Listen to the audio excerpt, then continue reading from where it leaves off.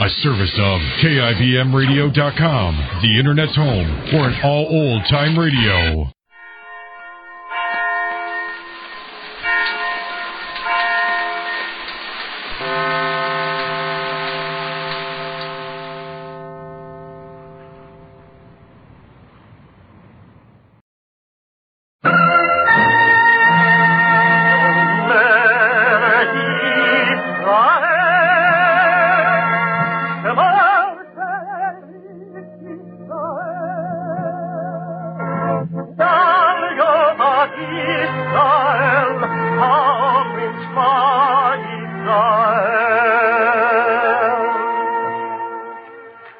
And the Lord spake unto Moses, saying, Command the children of Israel that they bring unto thee pure oil olive, beaten for the light, to cause the lamps to burn continually in the tabernacle of the congregation. And it shall be a statute forever in your generations.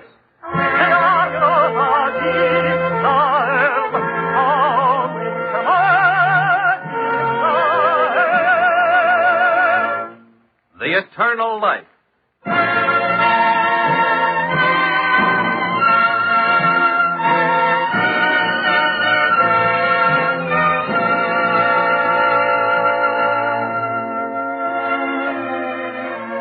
The National Broadcasting Company and its independent affiliated stations make free time available to present The Eternal Life, a program which comes to you under the auspices of the Jewish Theological Seminary of America. Our story today, Herzi and the Minstrel, was written by Arnold Pearl. The role of Herzi is played by Santos Ortega.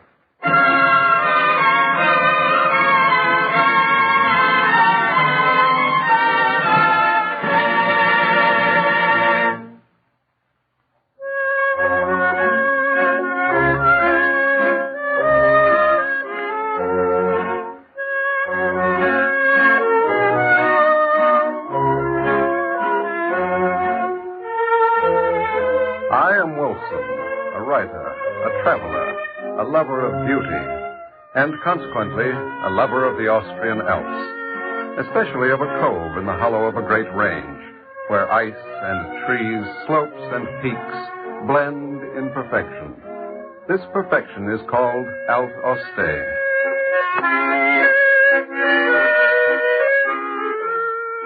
The music is nice, too, isn't it?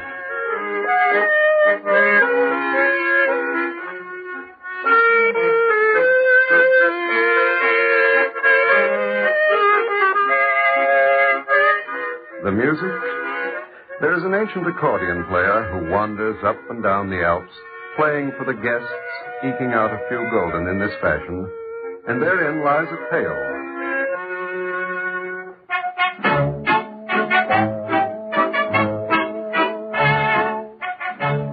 But to begin at the beginning, a few years back, when I first came to Alt Auste, I came to the farmhouse of Ferdinand Leubel, a farmer, a carpenter, and a man who rented out rooms to tourists. It was a lovely farmhouse, restful, just what I wanted. Ferdinand Leubel showed me into one room. Now, the view from this room, Herr... Wilson. Ah, yes, the view. Look for yourself, Herr Wilson. The essence of the Alps. Lovely. Lovely. But it's too small. Oh. Have you got a larger room? Larger. Larger. Well, this way. But the view is not so good. Well, I'm a writer. If the view is too good, I spend all day at the window. Show me a poorer view, but a bigger room. Well, right this way. Be careful to step here from the dark. Right. Now, that's it. You may not like this. Well, we'll see. Oh, this is fine. This is just... Where did you get that picture? The big one? You don't like it? I'll hang it in another room if you want me to. Oh, no. On the contrary. I like it very much. A picture of Theodor Herzi. Wonderful. You knew him, maybe? No. But he's one of my favorite people. Oh. Tell me, why do you hang a full-length picture of Herzi? That must be... How big is it? 6 feet 5 inches. Excuse me, but the way you say it, are you of his faith? Must I be? to hang a picture of Herzi. He is also one of my favorite people. I knew him. No. In this very room for 5 years, 1899 to 1903. He stayed here every summer, a week at a time. His vacation. Is that a fact? Not only his picture, but see there, the bookcase. Well, they're all... Are they all? The complete works of Theodor Herzi. Mm-hmm. Congress speeches, the Jewish state, Mm-hmm. Yeled of Yeled, and the plays. 16 volumes of his dramatic works. Including I Love You. Oh, naturally, including I Love You. You like that too, eh? I've read them all. No. Every one. Some twice, even 3 times. And do you see this desk? Mm-hmm. His desk. I built it for him. I'm also a carpenter, you know. That's very nice. His desk, Mm-hmm. The only thing is he changed my life. How do you mean?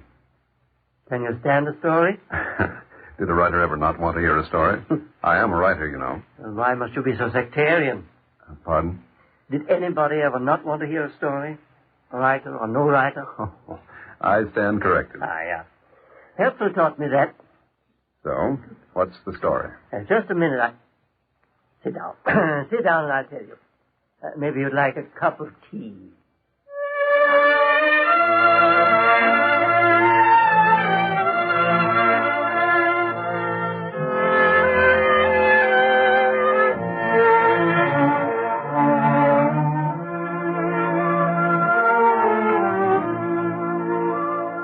It was in 1903, the summer. Herzi had just arrived for his vacation. In the midst of his busiest year, he was ordered to take a vacation. So, naturally, he came here, as he had done for the 4 years before. He was not the only guest here. There was also a couple, a well-to-do jeweler and his wife. And this day, the couple were out on the veranda. He's here. He's actually here in this very farmhouse. Who?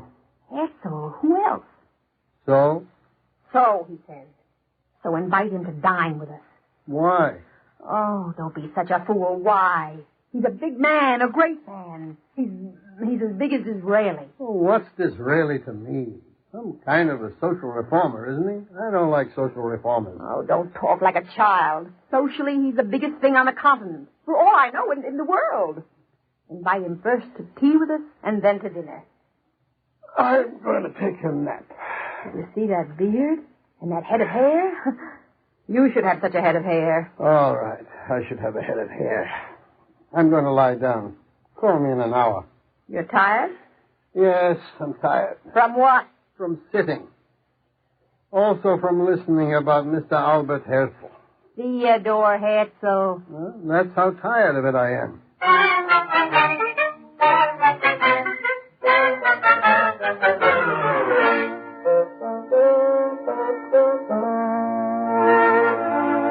Now you must understand about Johann, the minstrel. He played an accordion. A poor man, he tried to bring lightness through his music to people. From resort to resort, farmhouse to farmhouse, he came, playing his songs and hoping to be given a gulden or half a gulden or even a tenth of a gulden by the guests. About once every 6 months he came, and this was his day. The couple, the jeweler and his wife, were on the veranda when he came. Now you've had a nap. Don't be so grumpy. Invite the man over.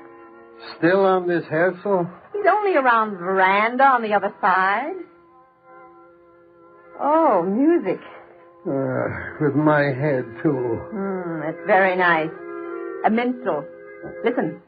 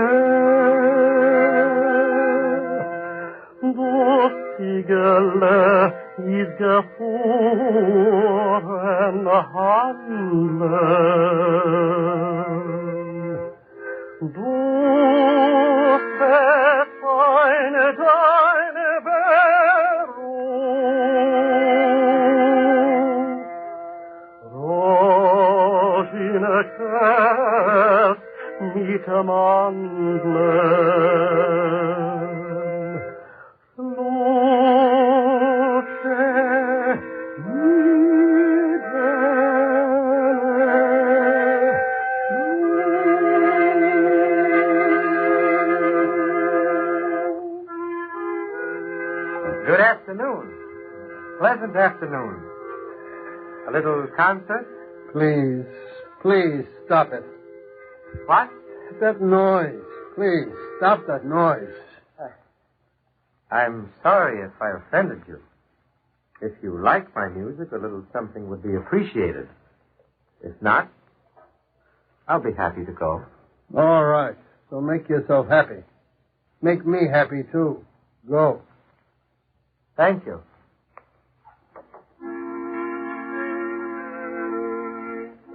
Oh, Johann walked around to the other side of the veranda, and there sat Herzi, enjoying the Alps, enjoying the air, enjoying life. What's that? Music. Oh, well. Hello there, Minstrel. Good afternoon. A pleasant afternoon. A little concert? That would be fine.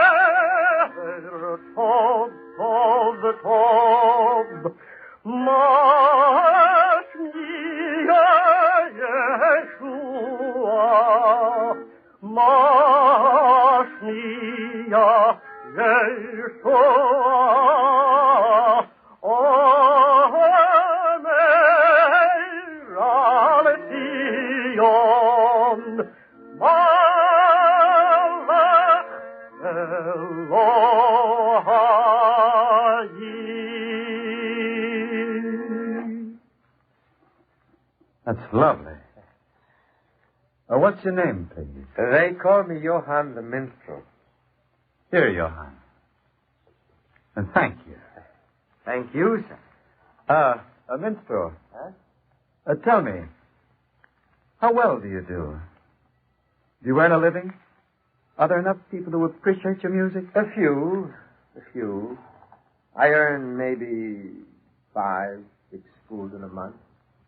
You have a wife and a family? Who hasn't? You can't live on that. What do you need to live? On 15 gulden, we would be princes. Well, dukes. People don't always understand, do they? If there was something else I could do, but I'm an accordion player with 2 children. That's all I know. Come a little closer, my friend. I have an idea.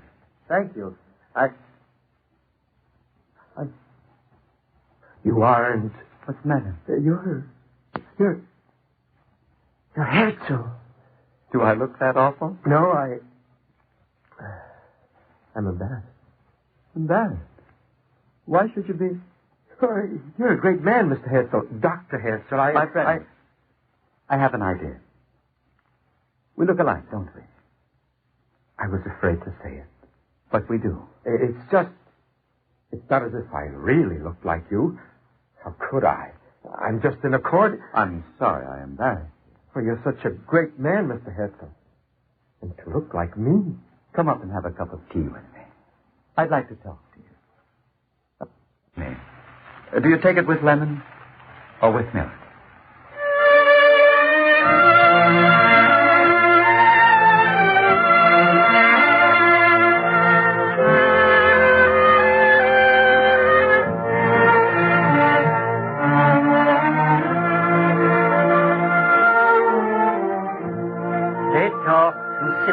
While the wife of the jeweler gnashed her teeth in envy.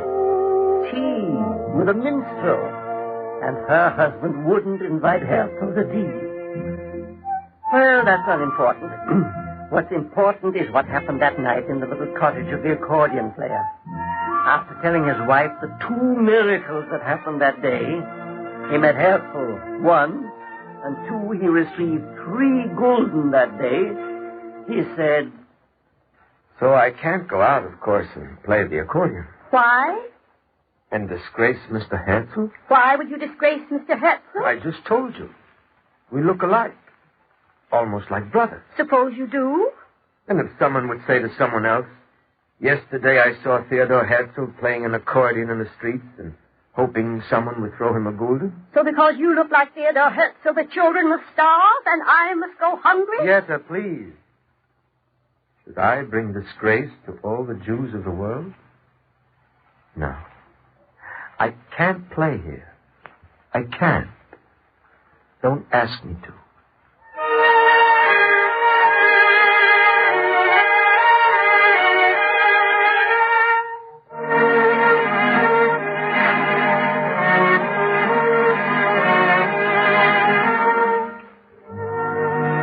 But the next day there was a minstrel making the rounds. Of course, you guessed it.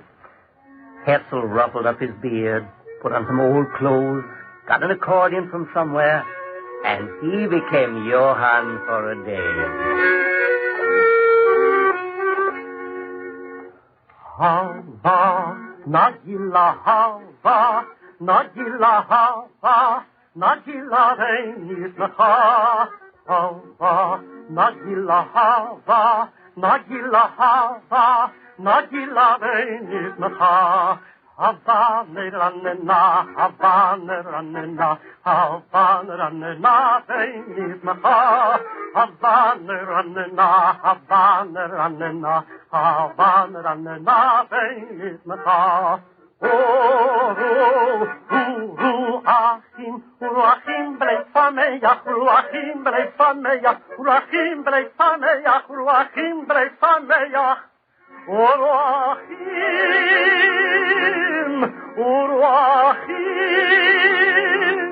belei fameach.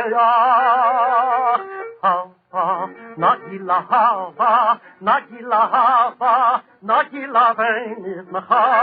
Hava, Nagila Hava, Nagila Hava, Nagila Reinis Nacha.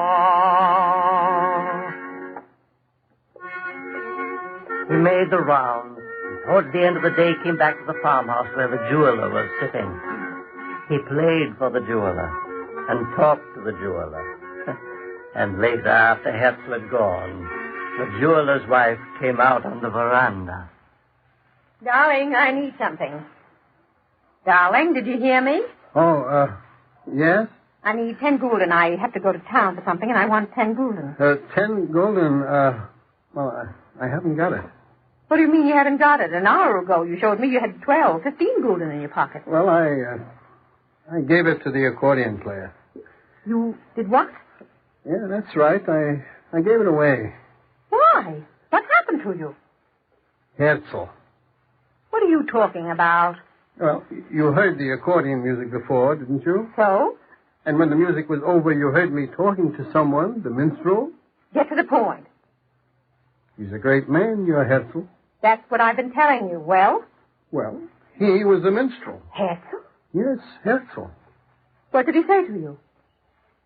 He's a great man. I know that, but I want to know what he said. And tell me slowly. Well, nothing. I'm waiting. All right. He said, you're a man. Incidentally, you're a Jew, too. I said, yes. He said, you believe in the future of humanity? I said, yes. He said, how will we better our lot? Alone? I said, no. Together, he said. Right? Together? I said, yes. We must be united. All men helping each other to better their lot. I said, yes. He said, then tell me, how, if you do not help out your more unfortunate fellow men, can you expect your fellow men to help you? What did you say? So I haven't got the 15 gulden anymore.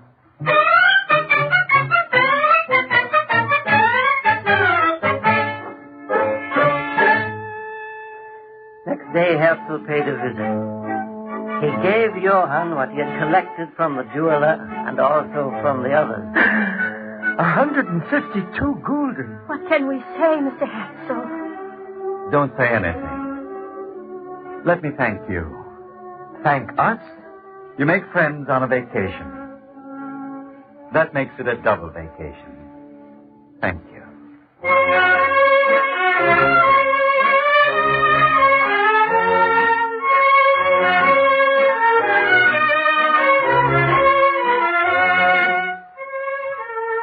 Then he left, Herzl did, for Vienna.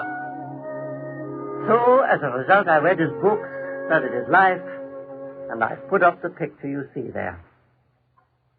And that's all, Herr Wolfson. It's a fine picture. A fine story. I made the frame myself. Very handsome. And the desk. He used to work there. I made that, too. And as a result, I have to work there now at his desk. I have to use it. I have to try. Have to? Try what? I have to keep at it. Oh, I'm sorry, I don't understand. Well, that's the rest of the story. So what are we waiting for? Nothing. I was just thinking.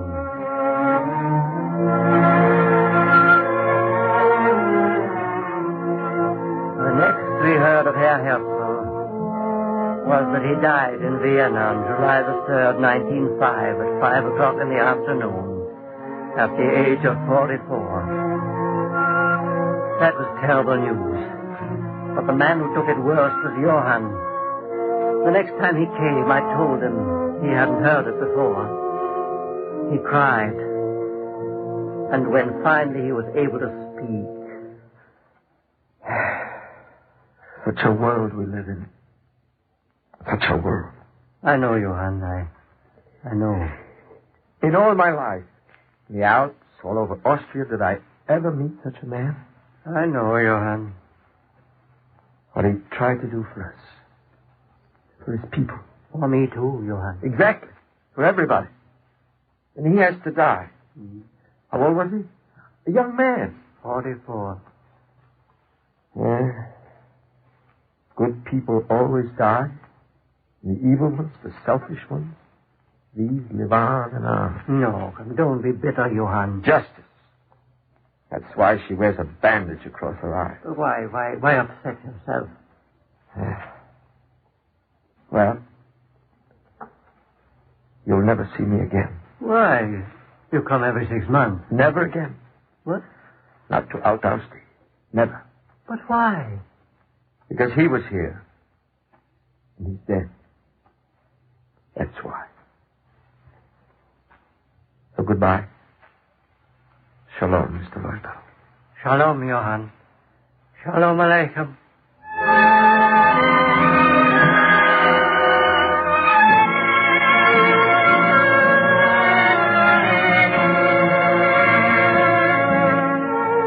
And so you see why I have to use this desk. That's why I have to try. And that's the whole story, Herr Wolfson. I don't understand fully. Why do you say you have to? Because Herr Herzl is dead.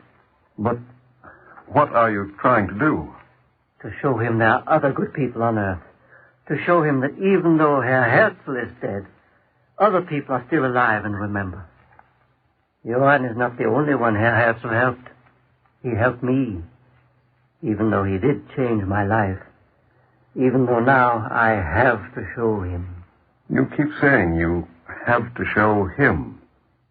Have to show whom? Johann, the accordion player. But what? Why? You see, I'm trying to bring Johann back to Alt-Austria. He said he wouldn't come back because Herr Herzl was dead. But if I try, if I show him there are others, maybe he'll see that he can believe in his fellow men. I can never be Herr Herzl, but maybe if I try, if I'm like Herr Herzl, maybe then if Johann hears about me, he'll come back again to Alt-Austria.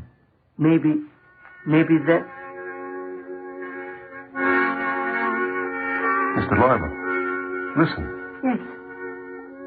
Yes, Herr Wolfson. It's an accordion. Johann heard. Johann has come back.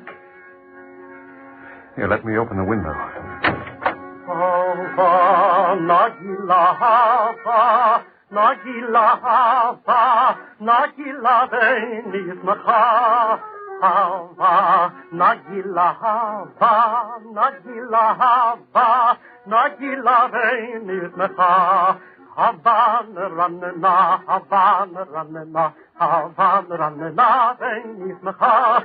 Havan, Ranna, Havan, Ranna, Havan, Ranna, Venis, Macha. Achim, Uruachim, Bleifaneach, Uruachim, Bleifaneach, Uruachim, Bleifaneach, Uruachim, Bleifaneach, Uruachim,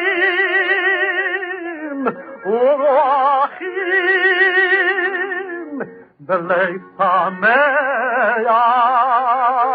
Hava, Nagila, Hava, Nagila, Hava, Nagila, Venis, Macha. Hava, Nagila, Hava, Nagila, Hava, Nagila, Venis, Macha.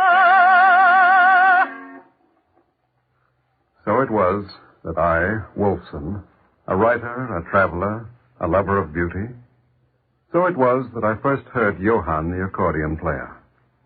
And if you are ever lucky enough to go to the Alps, maybe you might go to that cove in the hollow of a great range, to that place of alpine perfection, Altoste.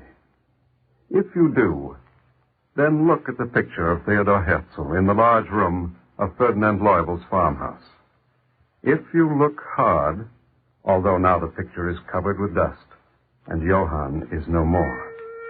If you are lucky as I, maybe you too will hear Johann the accordion player. Maybe.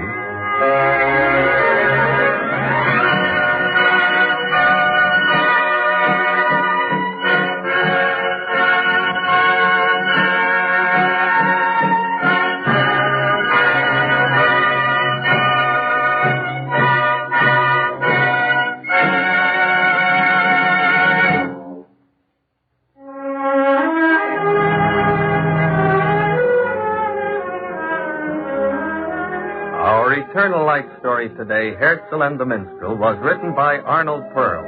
Featured in the role of Herzi was Santos Ortega. The music was composed by Morris Momorsky and conducted by Milton Cadens. Both the liturgical introduction and the vocal solos were sung by cantor David Futterman, and the entire production was under the direction of Walter McGraw.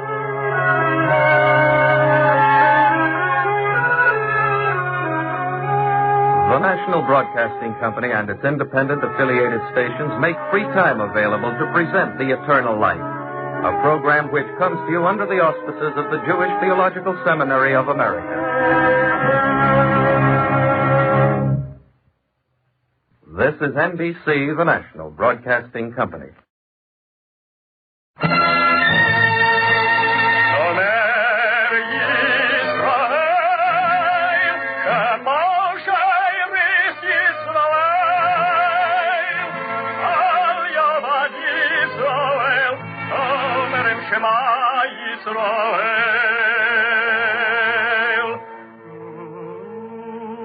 And the Lord spake unto Moses, saying, Command the children of Israel that they bring unto thee pure oil olive, beaten for the light, to cause the lamps to burn continually in the tabernacle of the congregation, and it shall be a statute forever in your generations.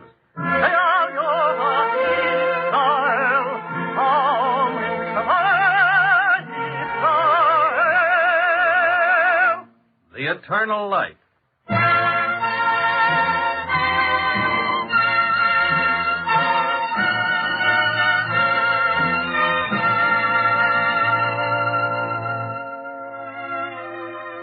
The National Broadcasting Company and its independent affiliated stations make free time available to present The Eternal Light, a program which comes to you under the auspices of the Jewish Theological Seminary of America. Our drama today by Harold Rosenberg is an adaptation of Leonid Andreev's biblical tragedy, Samson in Chains, translated by Herman Bernstein.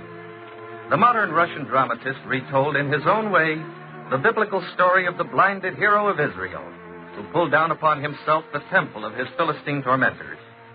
In every generation, poets and thinkers have turned to the Bible in order to find an answer to the pathos of their own day.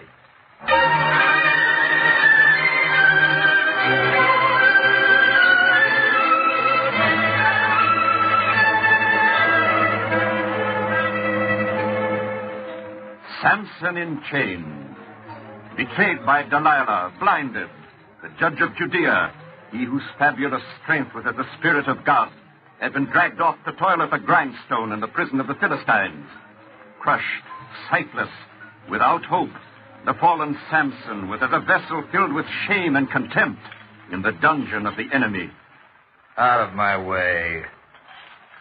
Eat your food, gnaw your bone, and go to sleep. It is not easy to sleep, jailer, even when one is worn out with toil. If I could sleep and remember nothing, even a blind man could live. What does she want? This woman who comes each night and crouches outside to curse at you. She who is known as the blind woman of Judea. She comes to awaken him who is dead. Samson the hero, judge of Israel. She calls upon that warrior whom armies feared and women loved. Women loved you. Even Delilah loved me, though she betrayed me. Was I not handsome and a prince? Did not your heroes tremble before me? Stop it, Samson. The past is a lie. Go to sleep now.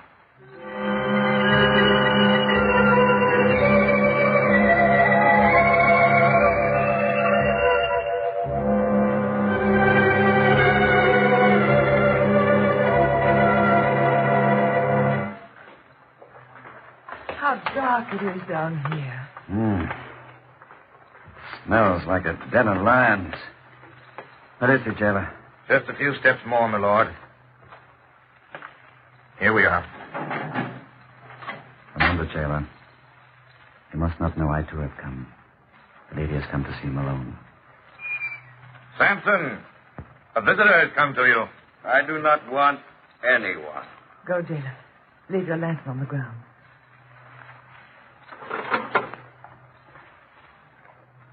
Samson, it is I, Delilah. Have you forgotten my voice, Samson? I know nothing. I am a blind slave of the Philistines. See? Look at me. So, this is what you are. You see? Samson, my prince, I've come to take you away. Come with me. I shall anoint you with oil and perfumes and attire you in silk. Gold rings will adorn your fingers. Come. Everything shall be as it was. Be silent. Look at my eyes. In your memory, you can still see me as I danced before you. They say I have grown more beautiful. I remember nothing. My brain is seared and empty like my eyes. I loved you, Samson. I swear by the goddess Ishtar, and your spell is still upon me. Don't you believe me, Samson? It was your brother who blinded me, and you helped him. You betrayed me, Philistine woman. My brother deceived me, the accursed one. He swore you were a sorcerer and that we had to kill you. I hate him. Your eyes were like doves bathing in streams of milk, and he burnt them out. You shall have vengeance, Samson. Your strength will return, and we will destroy him. Do you hear me, my beloved? I hear. Come back to me, Samson, to the perfume of my couch. I'm waiting for you. My soul is departed since you left me. Who is with you here? It's the jailer, Samson. There's someone else. Who is he? No one, I swear. Evasions are useless, Delilah. Yes, Samson. It is I, Galiel.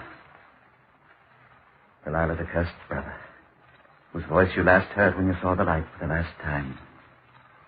It was I who wielded the red-hot iron. What more do you seek? Have you come to kill me? No, Samson. It is as Delilah says. We have come to take you away from this wretched place. She loves you. It is perhaps even true that she hates me for blinding you. Galiel. That's no matter.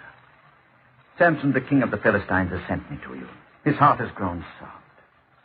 He wishes you no further harm. I am blind. Yes. A great misfortune. It has often seemed to me that we made a serious blunder there. But I am sure you understand how such things happen. You are wise as ever, Judge of Israel. We were all wrong. Terribly wrong. We treated you as an enemy, and you were really our friend. I have heard the Judeans are cursing you, calling you traitor, threatening to kill you. Is that true? I'm going, Gabriel. Yes.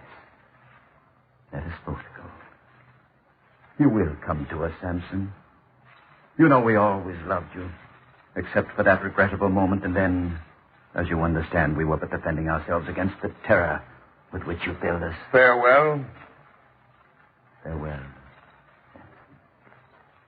I shall come and talk with you again. We are anxious to make amends. You could have much gold, Samson.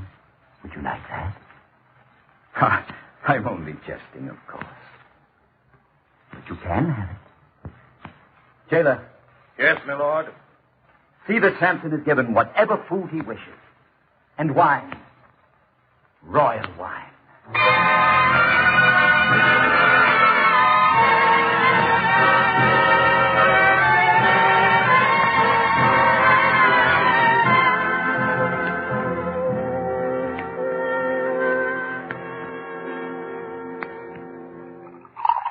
Fill it up again, jailer. And fill your own cup, too. I permit it. Dogs. False dogs. Friend Samson. Go. They speak thus to me, a judge of Israel. Do you know why they need me now? Are they waging a new war against the Egyptians or against Sidon? Perhaps even planning new attacks upon Judea. Jailer, did you see Delilah? Is she still beautiful? Tell me how she was dressed. Did she wear a silk mantle? The color of a precious gem. She wore earrings and a necklace and bracelets and a belt of woven gold. And her odor was the same as long ago. The odor of a Phoenician vessel laden with perfume. How good that music is. What can it be? The festival is beginning. Delilah, are you waiting for me? The houses are white in the moonlight. Why is it so still here? Why is no wind blowing? Where are the stars? Light a torch, jailer. The torch is burning. Don't be foolish. Then why is it dark? I want to see. Where's the light? Where is the end of darkness? I shall seize it and tear it apart. But it has no end. I cannot see anything.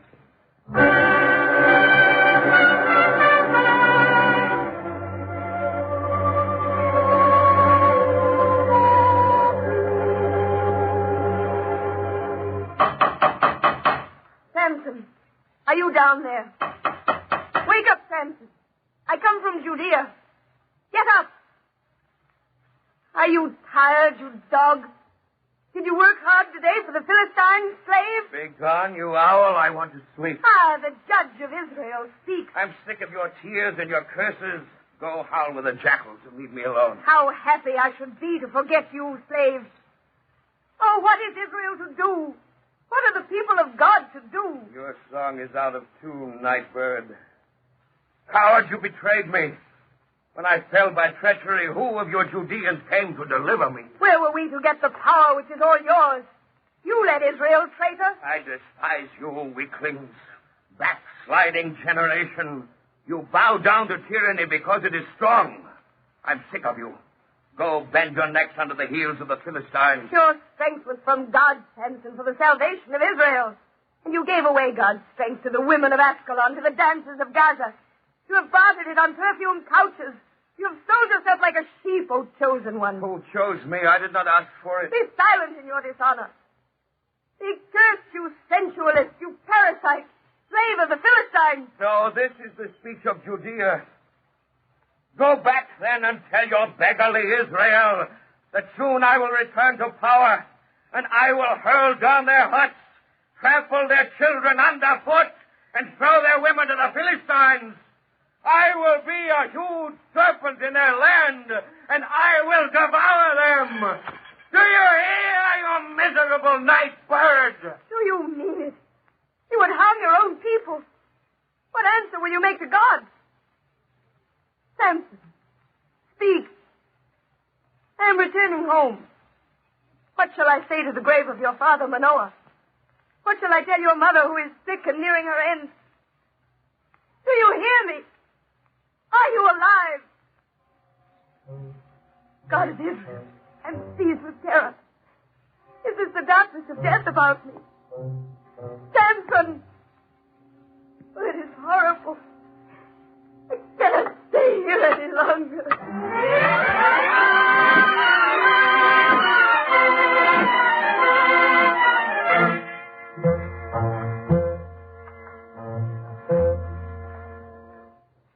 What are you seeing him, Galia? A dirty, wretched slave, blind and maddened by his blindness. You do not understand, Adoram. I shall get his power, my friend. It was I who blinded him. I shall have his whirlwind power. In my hands, Samson shall be a hammer to crush every enemy, subdue the rebel Judeans forever. What a throne I shall forge for our god Dagon. You're mad, Delio. Was it not I who blinded Samson? Think of what that means. Was I who drove the lightning of fire from his eyes, the lightning of his terrible god.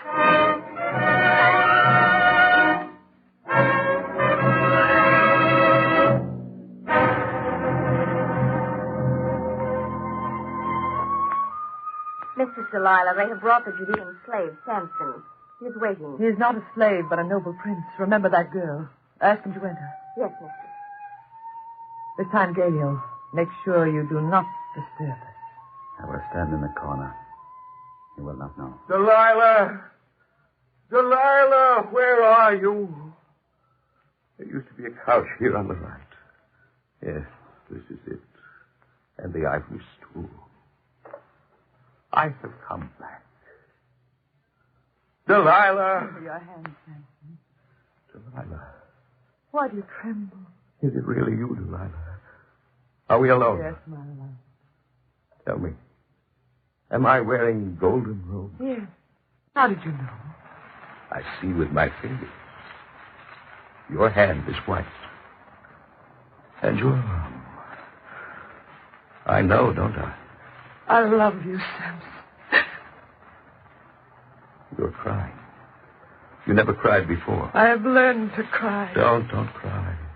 I love the Philistine women because they never cry. Crying is for the Judeans. I'm not a good Philistine woman, Samson. I love you. And loving you, I cry. Samson, why did you deceive me? I? When? Why did you not tell me you were a prophet? I am not a prophet. My mistress Delilah, if you expected a prophet, send me back to the grindstones. Tell me about your God, Samson. Someone is standing here listening. No, my beloved. Tell me about your God. He's terrible in his strength, is he not? It is Galiel who speaks through you. No. Why then do you ask about God? Before only Samson was laboring for the Philistines. Now you want the Lord of hosts himself to turn their grindstones. How sly you are. My beloved, I want to know your God so that I may know you better. I will tell you about our Lord. But if someone else is here, let him go. For what I say will not benefit him. God is great and terrible in his justice. What he wishes will be accomplished whether through me or through others. Is he stronger and higher than Dagon? Yes. And does he visit you, Samson? My strength is from the Lord. What do they think, Galiel and his friends? Do they think my power is very great? They do not know. They do not know. That is funny. I, too, do not know. It is good to be a wind in the wilderness, but the outcome of the battle lies with the Lord. Do you hear that, Galiel?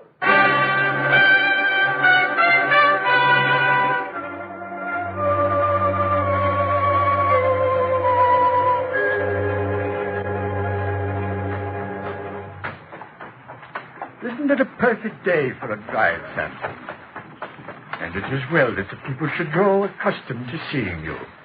Gamaliel has convinced the king that you should command his legions against Egypt. There remains but one obstacle. The priests of Dagon are opposed to it. They resent the prestige you would bring to your God. Fools! They've contrived a test for you, and Gamaliel has been forced to agree. You're to bring an offering to Dagon at his festival tomorrow. They want you to kneel before their idol as a slave and admit that he's conquered you. That will prove to the people that Dagon is mightier than the God of Israel. Of course, the priests expect you to refuse. Then they can attack your loyalty. You smile. You do not seem to mind this arrangement. Yes, why not kneel to Dagon? Did you know there's a crack in his left side?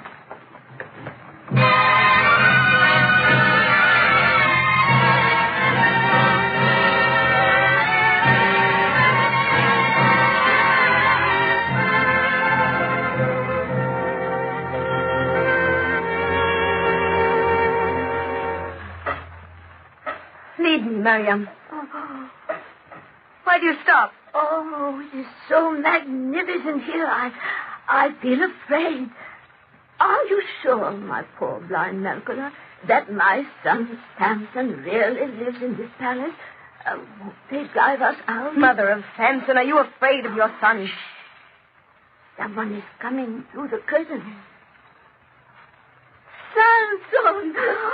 Oh, his eyes! Oh. Greetings to you, Samson, from Israel. Who is crying there beside you, blind woman? An old woman who led me along the road. I am blind like you, Nazarite. Do not call me Nazarite. Tell her to stop crying. I hate tears. Be silent, old woman. Now speak quickly. Why did you come here? It is said in Judea that you have surrendered to the Philistines and that you want to bring an offering to their idol. Is that true? True, I want it so. What do I care what their gods are? I am my own will. Have pity on your people, Samson. The spirit of darkness himself would cry out at seeing our suffering. Cry for yourselves. I have no eyes and no tears for you. Traitor, do you know for whom I have given my eyes? Do not tell me. Whom did I love? For whom was I waiting? Was it not you, Samson? Do you remember the eyes of Melchior? Melchior, the daughter of Jesse. Girl, what have you done to yourself? Return to your people, O judge of Israel. They're waiting for you as for rain. Save the land that is orphaned. How long have you been blind? Since the day on which you were blinded. I said, if my eyes see the light, I will forget Samson and his vow to God. And if not I, who will remind it? In me the darkness shall have a voice. How terrible is your love. Return our chosen one, our lion, our guardian. Have fear of the only God. Leave the idols of the Philistines. Leave Delilah. No, your love is a snare. I do not want it. Too long have I listened to you. Go to your people and tell them loudly, Samson follows his own will. Tell them that I have forgotten the ground where my father lies buried. Oh, Samson, do not turn against your father's grave. Mother. Mother, how could you walk so far with your old tired feet through the wilderness where beasts could have attacked you? Mother, you are standing while I have been sitting and exalting myself. Here, sit down. Oh, do not move, my son. Oh, can you not see anything? Nothing. Put your arms about my neck, Mother. Oh. I am so weary. My soul is black with death, and I cannot lead Israel. When I saw how well you were living, I rejoiced. Do not rejoice in his evil prosperity. Remember what the people commanded you. Be silent. It is Samson. The elders have said Samson has armed himself against us. Go and implore him. And if he pays no heed, curse him as a traitor. Curse him, Miriam, if he will not return. It is commanded. Who dares command except God? Curse him, Miriam. You vowed him to the God of Israel, and he has broken the vow. Curse him. I cannot. What will you say to God? What will you say to your husband Manoah when you come to him? Do not call upon Manoah. No, I cannot curse my son, no. Oh. Mother. Mother! God is pressing me. He is shaking me at the roots like a fruit-bearing tree. Whither am I running away from you?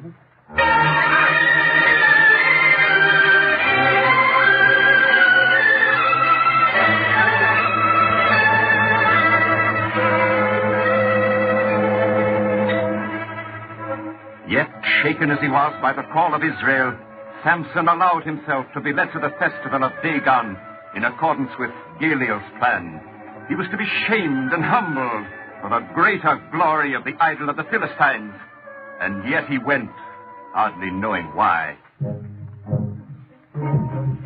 It was to be a great day for the Philistines, for their terrible foe had been delivered into their hands, and now they could make sport of him in his blindness. There he came, tall as a cedar in the robes of a nobleman, his hair falling over his shoulders as of old, but manacled as a slave, and his eyes burnt out, clutching the hands of Gamaliel like a helpless infant.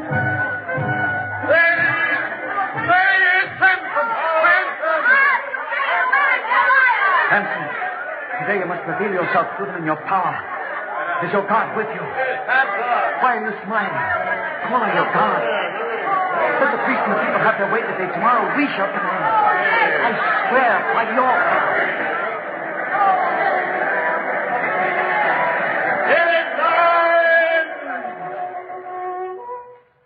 Samson, the slave of all merciful king, the Judean son of Manoah, former judge of godless Israel, desires to bend the knee before the power of Almighty Dagon. Lead him to the platform between the two pillars. Kneel, Samson. Glory and power to Dagon. Glory to the firstborn Father of gods and of men. Glory to the command of the infernal regions, the God of evil, the ruler of despair and death. Glory to the 7 demons of the abyss. They are devastating whirlwinds. They know no mercy. They show no pity. Oh, spirits of the earth, to thee I call. Oh, spirits of the earth, to thee I call. Now rise, Samson. Bow to the king. Where is he? Samson, son of Manoah, has bent his knee to beg forgiveness for the evil he has committed. The blood he has shed is on his head and on his people. Gamaliel, servant of the king, fill the cup of humiliation for the slave Samson, prince of Israel, and smite his feet with your right hand. Smite him. No, this is not necessary. I command you. Smite him. I cannot. No. Samson, my friend, will you permit me? We must satisfy them. Look, it's but a touch. Glory and power to Dagon, to the master of evil and darkness, the rulers of the infernal. Now Samson wishes to speak to Dagon, to the king and the people. Speak, Samson. I did not expect this, Gamaliel. Samson, please, speak. Give them a sign. Samson, don't you hear me? Samson wants to come over me. Look! He's stepping between the columns. He's going to... Silence! You Philistine slaves, be still. Listen to my words. Hear me, multitude. Hearken, heaven and earth. I am the sword of the Lord of hosts. I am the rod of the wrath of God. God said, I am the Lord thy God. Thou shalt have no other gods before me. Stop him! This is the lightning of Sinai! Adoram! Delilah! Save yourself! God of Israel, thy will is inexorable, but I am unworthy to be thy vessel. Who am I? A man full of squalor and shame, a lover of evening songs and of lust. Are thy prophets like that? A blind man on the highways, how can I guide thy people? What shall I do with thy strength?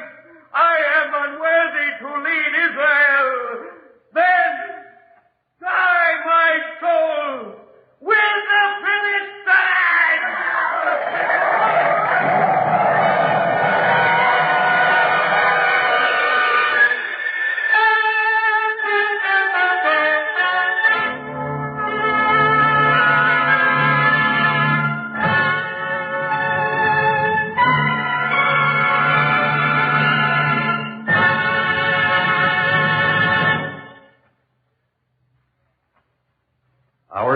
today by Harold Rosenberg was an adaptation of Leonid Andreev's biblical tragedy, Samson in Chains, translated by Herman Bernstein.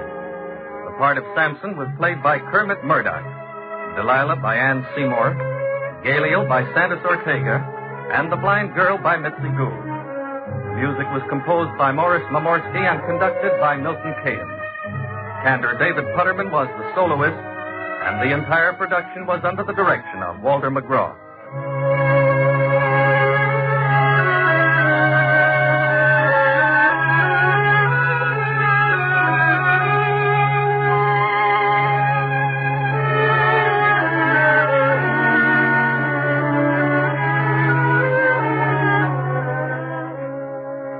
Free time has been given by the National Broadcasting Company and its affiliated independent stations to present this program in cooperation with the Jewish Theological Seminary of America.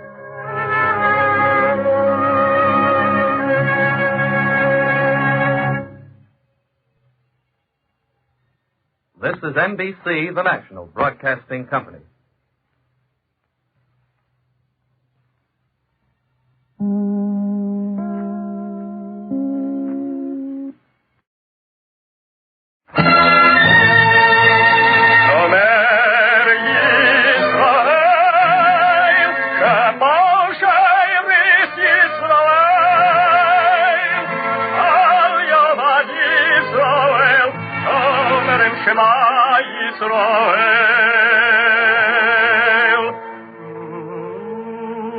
And the Lord spake unto Moses, saying, Command the children of Israel that they bring unto thee pure oil olive, beaten for the light, to cause the lamps to burn continually in the tabernacle of the congregation. And it shall be a statute forever in your generations.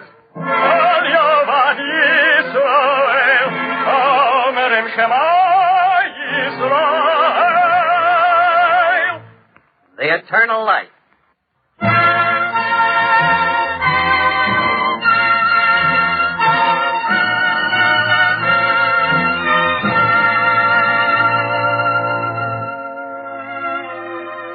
The National Broadcasting Company and its independent affiliated stations make free time available to present The Eternal Light, a program which comes to you under the auspices of the Jewish Theological Seminary of America. Our story today, The Three Gifts, written by Arnold Pearl, was based on a story of the same name by Isaac L. Peretz, translated by Dr. Solomon Litzin of the Yiddish Scientific Institute, YIVO.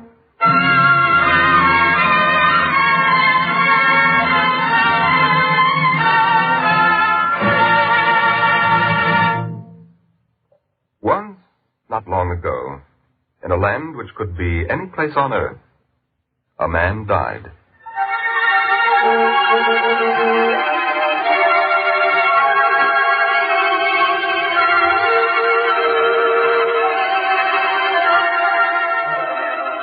A man dying.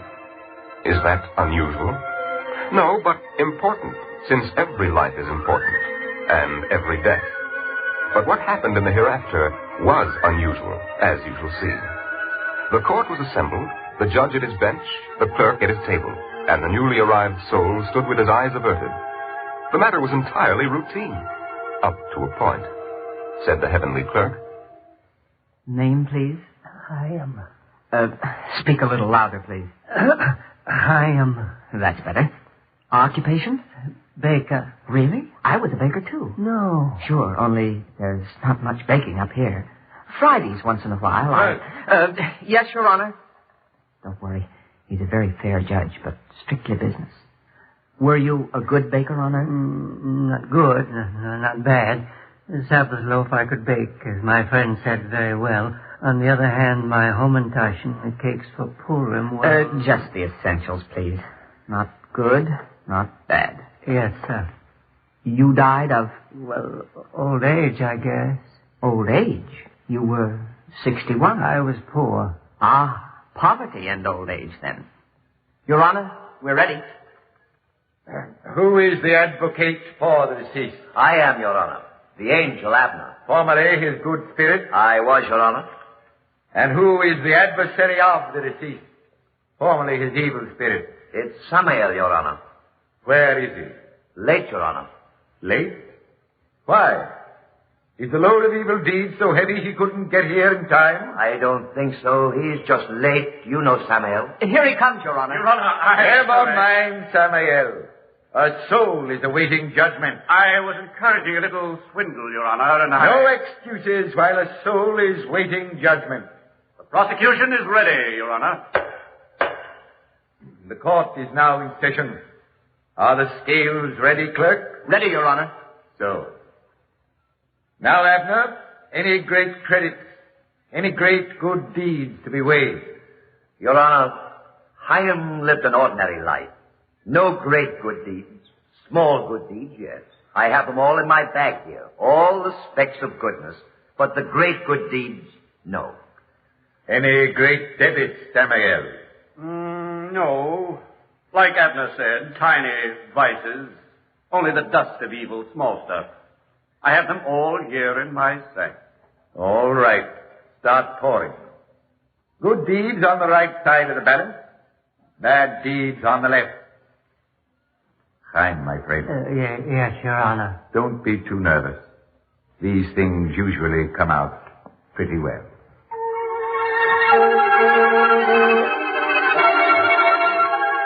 So the angel Abner opened a snow-white bag. As he poured the tiny fragments of good deeds which Chaim had done in his lifetime, the delicate needle of the balance swung to the side of heaven.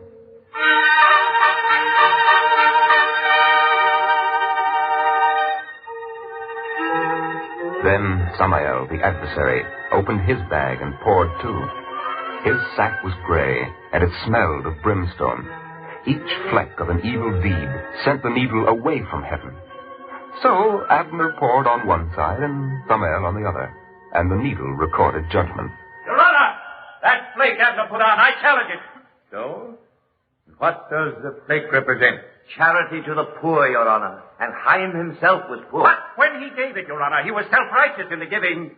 He boasted he had given to the poor. Is that charity?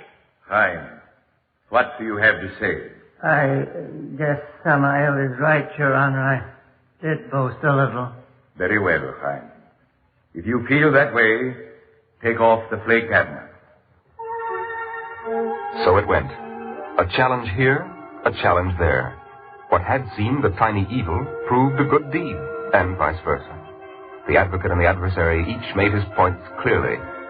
And Chaim, what did he think? I'm so surprised. Such a difference between good and evil.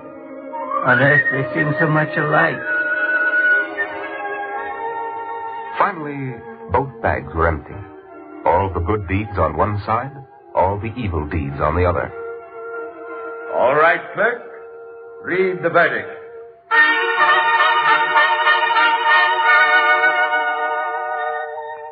This was the moment.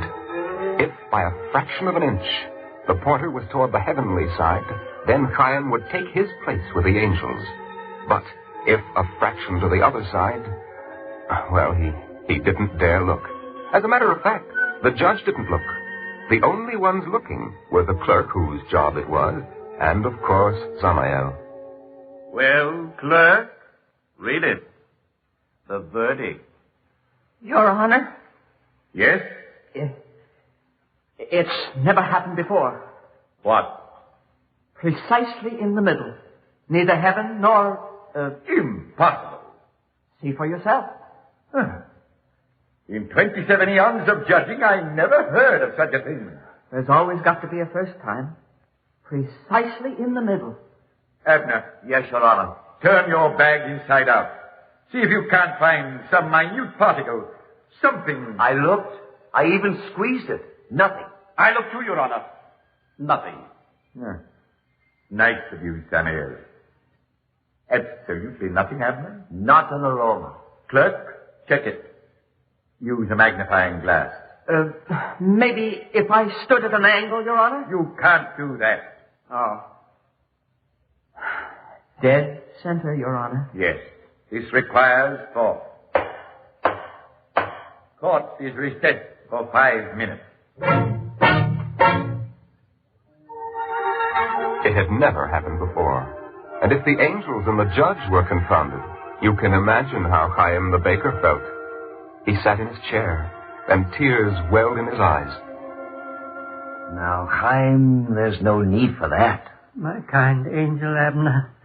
And you tried so hard. Oh, but why cry? Because what am I? Neither evil nor good. I mean, what am I? Nothing. We'll see what the judge says. A sinner at least knows where he stands, but me, I'm... Here he comes.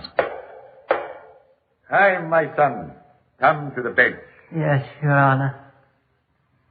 At present, as things stand, there is no verdict. I know, Your Honor. I'm less than nothing. Not even a zero. As it stands, yes. So, this is the decision. Go back to Earth. Go for a day. If on Earth you see something of goodness and purity, if you see a gift of piety or charity or self-sacrifice, bring a token of this gift back with you. See if you can bring 3 such gifts, Chaim. 3 gifts? And bring them here? They should be full and generous gifts. Full and generous. I see. Make up your mind carefully. You have a day. If your gifts are acceptable, they will move the needle to the heavenly side. And if not... We'll talk about that, if it happens. Your Honor, how will I know if a gift is worthy? I mean, I know the good things and the bad that's so alike sometimes. A man can make a mistake. How will I... And Chaim broke off, because suddenly he realized he was alone. There was no judge, no court, no Abner. Not even the adversary Samaya was there. He was alone, and the decision was his. He thought he heard the voice of the judge. It's up to you, Chaim. You decide. But he wasn't sure. He thought he heard the voice of the angel Abner. You know, Chaim. You know. But again, he wasn't sure. And he thought he heard... I'll be there, Chaim. Be Samael. I'll advise you. And though this voice sounded just like Samael's and was the loudest, he wasn't sure. The fact was, he was alone, with a decision to make. He had to find 3 gifts.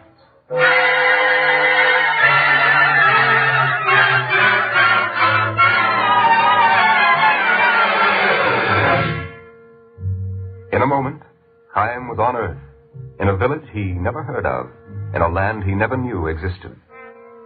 Where should he look first? The synagogue? Perhaps. The marketplace? Why not? Anywhere they might be, anywhere.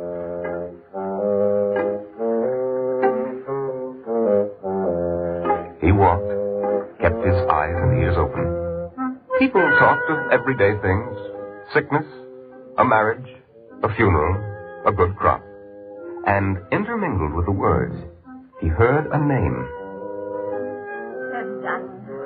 May he prosper. He helped my little Aaron when he was in trouble. He made a note of the name, Reb Zanvela, and listened further. A question like this, so important, we must go to the pious Reb Zanvela. Again, Reb Zanvela. He made another note.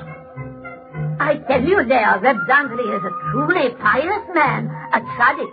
So, naturally, after he made the 3rd note, he thought, I'd like to meet this Reb Zanvela. Excuse me. Yes? Where could I find Reb Zanvela? Well, at his house, I think. Today, what is it? Thursday. Of course, at his house, then, at the end of the street. Oh. He always distributes charity to the poor on Thursday. Will he receive a stranger? A stranger? Oh, is a stranger Reb Zanvela takes a double delight.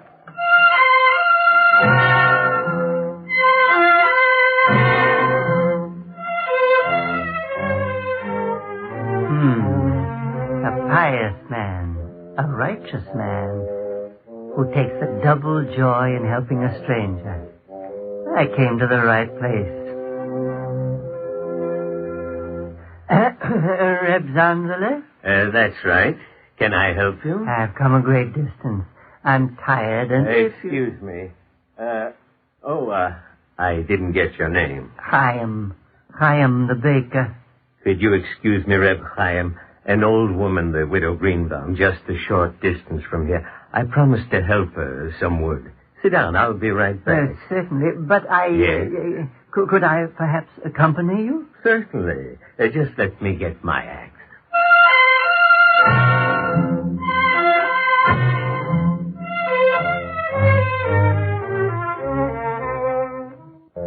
So Chaim accompanied Reb Zanvila, for reasons of his own. I've heard he does deeds of charity, but if I see he does such deeds, then I'll know if there is a gift here or not.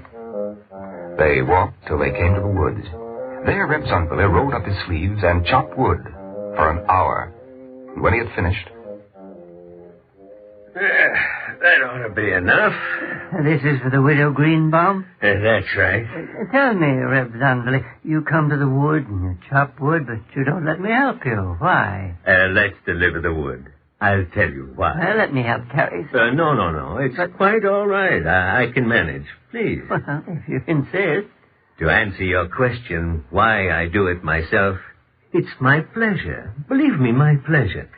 Come, we'll walk. It isn't very far to her house.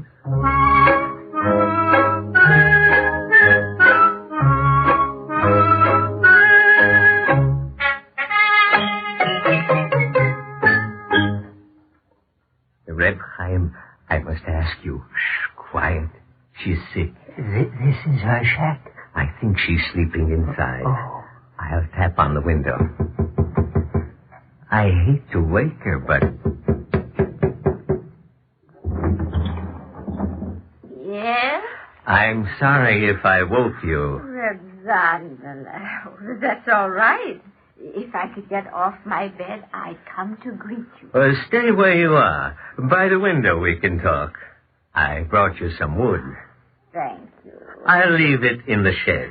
You're very kind. Have you someone to bring the logs in when you need them? Don't worry, Reb Zanvila. I'll find someone. No. Tell me, have you someone? No, but you've been so kind already. So it's done. Monday, Wednesday, and Friday, I'll stop by and bring in a 2-day supply. Oh, Reb Zanvila, how can I thank you? Don't. Get some sleep, rest. See you Friday.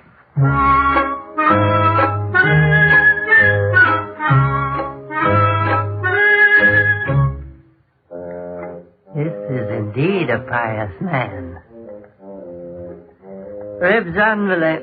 Yes, my friend? What I was going to ask, it isn't necessary. If you wish help, my friend, do not deny me a chance to serve God. If I can help you... You have a great deal. I'll just take a splinter from the wood pile. A splinter? Take a log. Take... And Reb Zanvila stopped in the middle of a sentence with his mouth open, for Chaim the baker, in that instant, disappeared. He had his splinter, his first gift, and he headed back for heaven.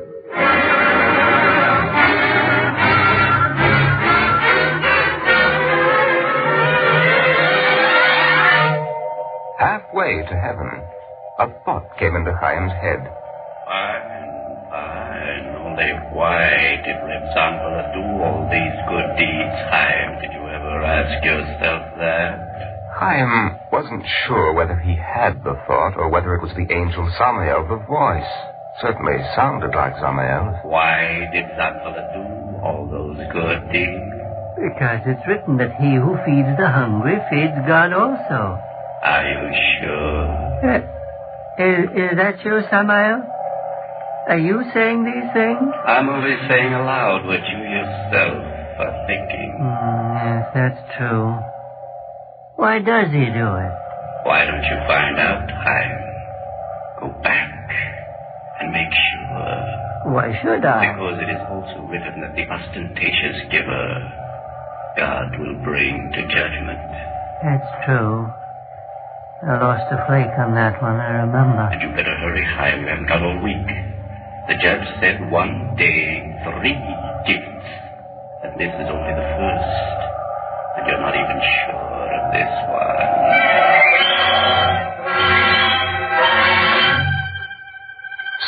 Chaim hung for a few moments between heaven and earth, undecided. And then...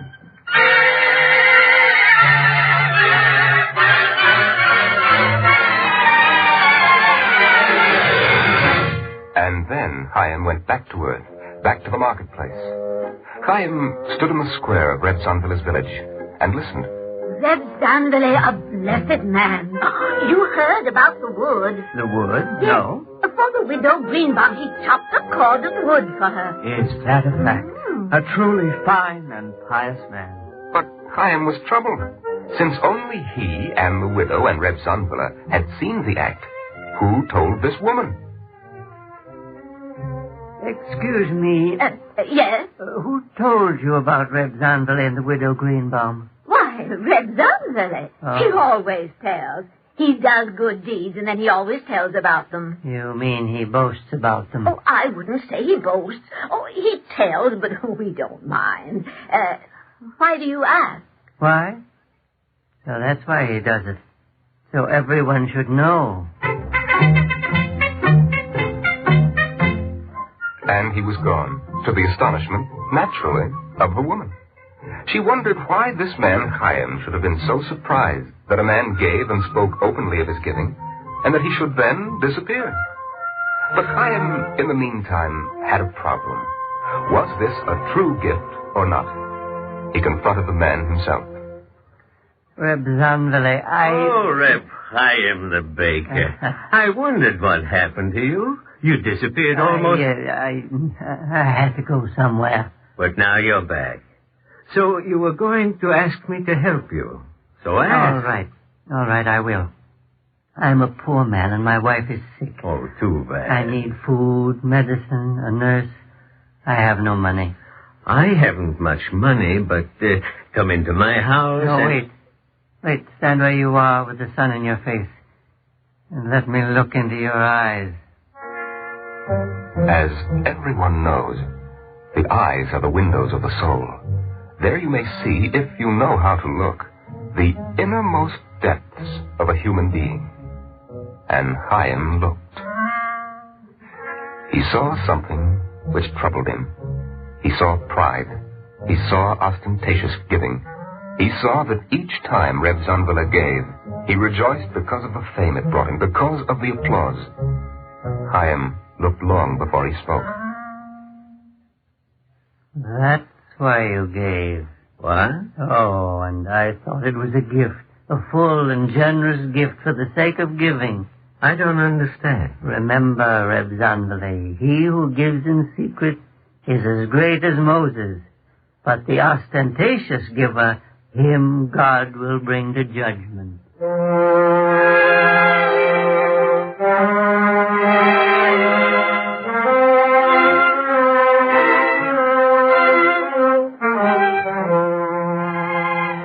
With that, and with sadness also to be sure, Chaim left.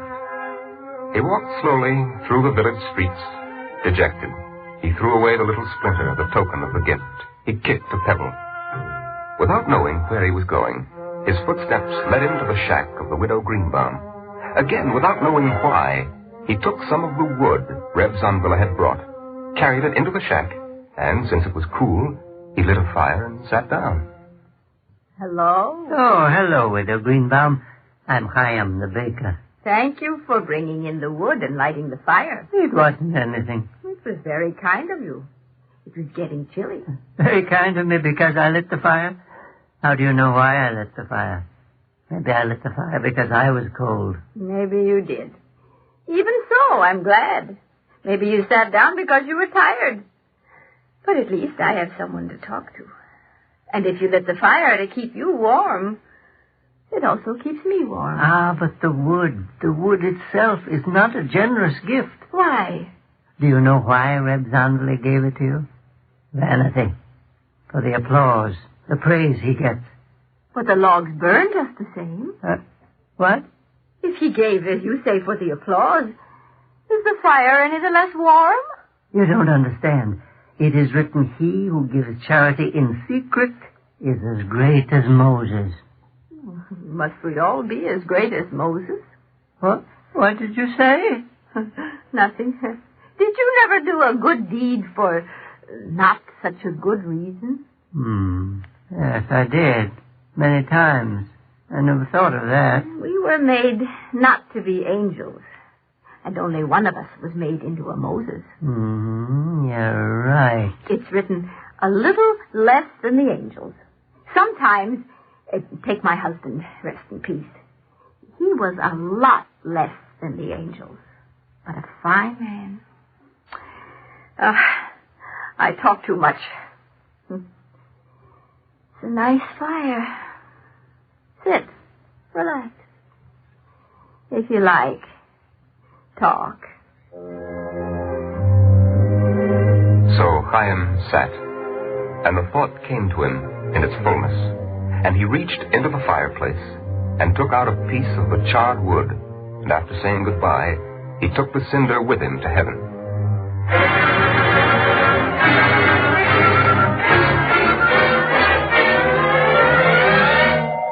But on the way, he had a minor worry, for the day had come to an end, and all he had was the cinder. The judge said 3 gifts.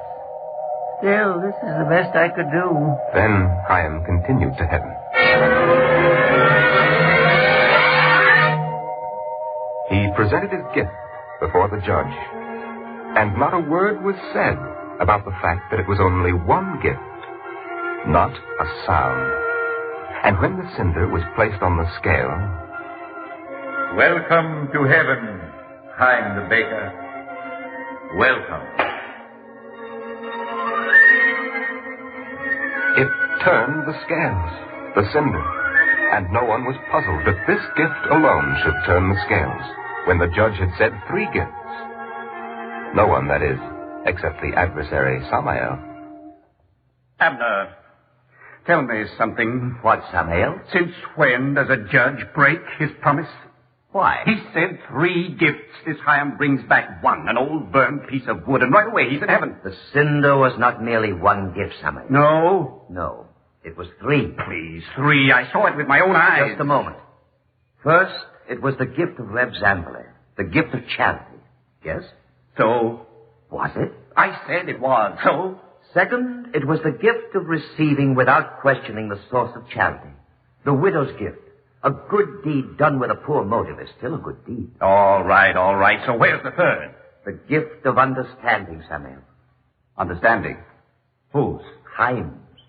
He understood in that moment that what is expected of each man is that he aid his fellow men according to his talent.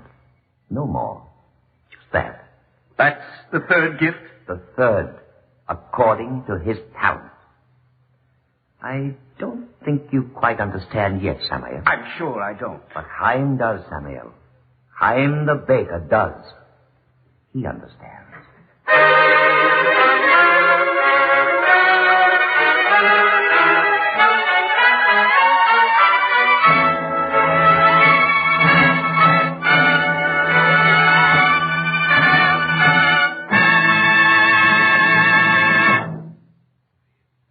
Today's Eternal Light program, The 3 Gifts, was written by Arnold Pearl and was based on a story of the same name by Isaac L. Paris, translated by Dr. Solomon Lifton of the Yiddish Scientific Institute, Evo. The original music was composed by Morris Momorsky and conducted by Milton Kadam. Featured as Chaim was Edgar Staley, and Norman Rose was the narrator. Cantor David Putterman sang the liturgical introduction. The entire production was under the direction of Walter McGraw.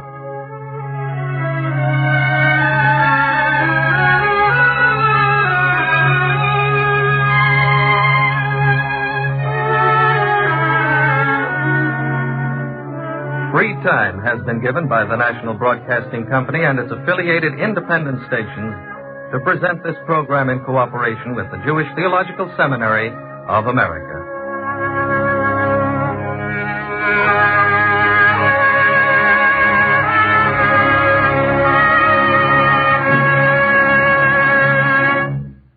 This is NBC, the National Broadcasting Company.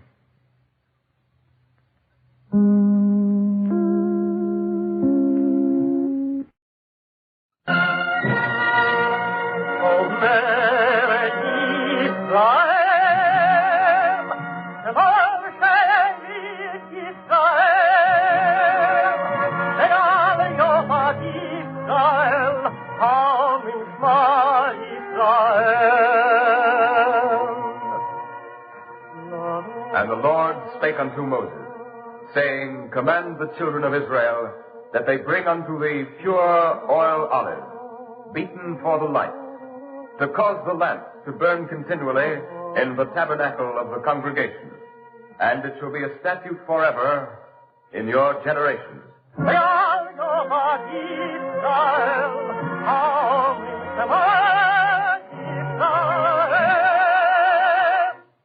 The eternal light.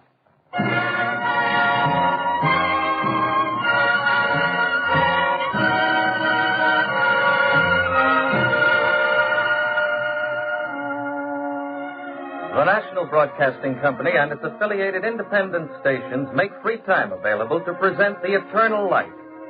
This program is brought to you under the auspices of the Jewish Theological Seminary of America. Our play today, adapted for radio by Joseph Liss, is based on the stories of Sholem Aleichem. Featured in the cast are Edgar Staley as Tevye, Ralph Locke as Mendele, and Adelaide Klein as Goldie.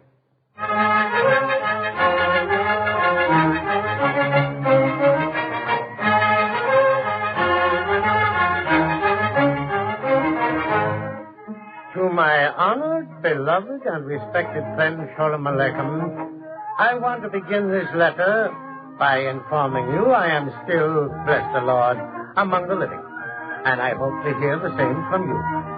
Next, I want to tell you that with God's help, I'm now a king. That is, I have come home to our town, yours and mine, the town and the people about which you wrote stories.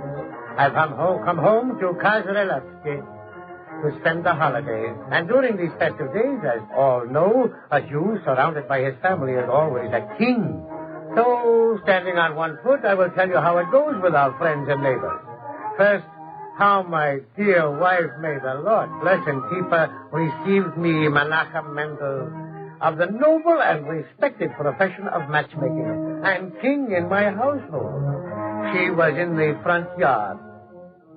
Well, you speak of Moses on Mount Sinai, and look who comes. He is here, my bird of paradise. If he doesn't spoil, he'll find his way home. Right away, you have to tear out your hair. Try to control your joy. Don't run away. Chickens get lost, but men always come back. Oh, my beloved heart, you look like a flower in the Tsar's garden. I had no idea you were coming today. I didn't even know to put on a clean dress. Even if you wore sackcloth, Solomon would envy me this moment. Look at him. He doesn't even ask how a person's getting along, how the children are. Sorona, Segala, Yoseva, Nehemiah, Moshe Herzi, your father's come back. Oh, Mendel. May my worst enemies look as beautiful as you look in that derby hat.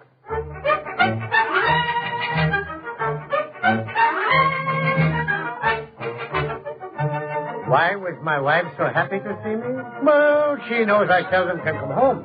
A matchmaker must travel to see his clients. And I have quite an assortment, and they live in assorted places in Russia.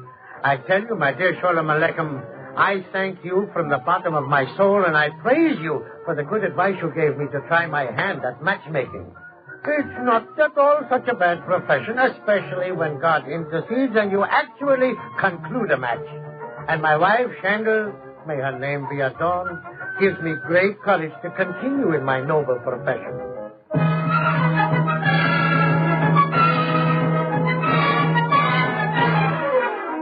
I was happy to be home. I was indeed treated like a king. I was given a fresh shirt, and I went to the bath. Sholem Aleichem, I promised you I would tell you about all our friends in Kazarelevsky. At the bath, I met them all. Yudel Weinschecker was at the bath. Yudel's much older now, with all of his teeth gone. And like the wolf, he's still the butcher. And Reb Yosef, still the wisest man in Kazarelevsky. Reb Isaac, the storekeeper, still loses money with every sale, he says. Reb Yosha, Reb Melech, Israel the beadle, and Tevye the dairyman. They all swarmed about me like locusts in a year of famine. They hear from me what's going on in the world. Mendel, here in Kazarelevka, we're dead. Why dead? Here we know nothing. We live like cattle. Tell me, Mendel, what's new? You've been all over the world. What could be new? It's bad all over. Failures? Bankruptcies? No, Lensman, one at a time. I'm only a matchmaker, not a foreign correspondent. I'm only here to take a bath and see my friends. Now, tell me what goes on here in Kazarelevsky. Tevye, you tell me. How is your dairy business? Like the cows. Slow. And your family? My family is full of daughters from beginning to end. 7 of them. God bless them. God bless me, you mean? Better they should all be married. Not married? 7 daughters and not married? Oh, on you is the whole burden of the world. Oh, only half the burden, Mendel. 3 are married. But how could you afford it? A poor man like you. Dowries, you mean? Yeah. Oh, Mendel, you already forget Kazwilowski. In our town, a rich man never died. Why? Because a rich man never lived in Kazwilowski. How about Liza Wolf, the butcher? Who told you Liza wants to get married? Tevye, I'm a matchmaker. It's my business to know that Liza the butcher wants to marry your daughter Zykel. Now, what do you say, Tevye? Perhaps I could arrange the match? I don't know, Mandel. To marry my eldest daughter would be a blessing. But Liza the butcher, I don't know. What do you mean you don't know? Liza's not merely asked for Zykel's hand. The whole town has heard him say he's already taken it. Look, Mendel, the first thing I look for in a man is a little learning. I say an ignoramus is worse than a hooligan. Right, our butcher's not as wise as a rabbi. Perhaps Liza's not a learned man. But he is and always will be a man of substance. He has a house of his own, solid furniture, piles of linen, a whole collection of pots and pans from his first wife. Yes, I know. How wonderful it would be for me, a poor dairyman, to be pensioned off by a rich son-in-law and spend the rest of my life in piety and charity. Then what do you say, Tevye? I personally know that Liza Wolf is on fire for Zykel. He didn't ask for a dowry. He doesn't expect to stand the cost of the wedding. He doesn't even ask you to provide Zykel's trousseau. Liza Wolf will pay for everything. But, Mendel, can he read the little letters between the covers of a book? Where is it written that a man must know how to read to be ready for marriage? Let it be understood, Mendel, a man can knock his head against the wall if he's bored, or walk on his hands upside down like a lunatic. That's his business. But if he can't read the little letters between the covers of a book, he's not my kind. Now, if he can read, and he happens to be a rich man, I'll consider that a minor defect. Listen to me, Tevye. Your daughter could marry more money in 5 minutes than you could make in a whole lifetime. Who said so? Then it's agreed, huh? How could it be agreed? But Liza Wolf has the pick of all the girls in Kaiser. And it's Zykel's incredible good fortune that he's chosen her. Perhaps. But first let me ask Zykel how incredible she considers this good fortune.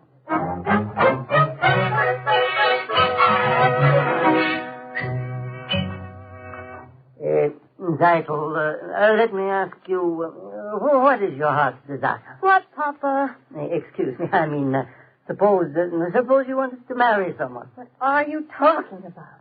Someone? Well, Mendel was just asking me. A lawyer, a doctor, an engineer. What has Mendel got to do with this? It's not Mendel. It's Liza Wolf. I know, Papa. Well, so tell me, what is your heart's desire? Mutya, Papa. I love Mutya. Mutya? The tailor? What's wrong with the tailor? Well, nothing, except you'll be as poor as a dairyman's wife. Oh, poor Papa. Now, stop. I know you were only looking out for the best for me. Who knows what's the best? Did you tell Mama yet about Liza Wolf? Oh, not yet, but I bet that before Mendel does, there'll never be any peace in this house.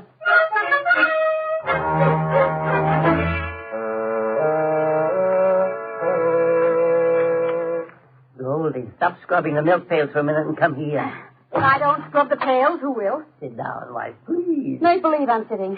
Well, what? Well, you better sit down. I have some news for you. Uh-huh. Goldie, Liza Wolf wants to marry Zykel.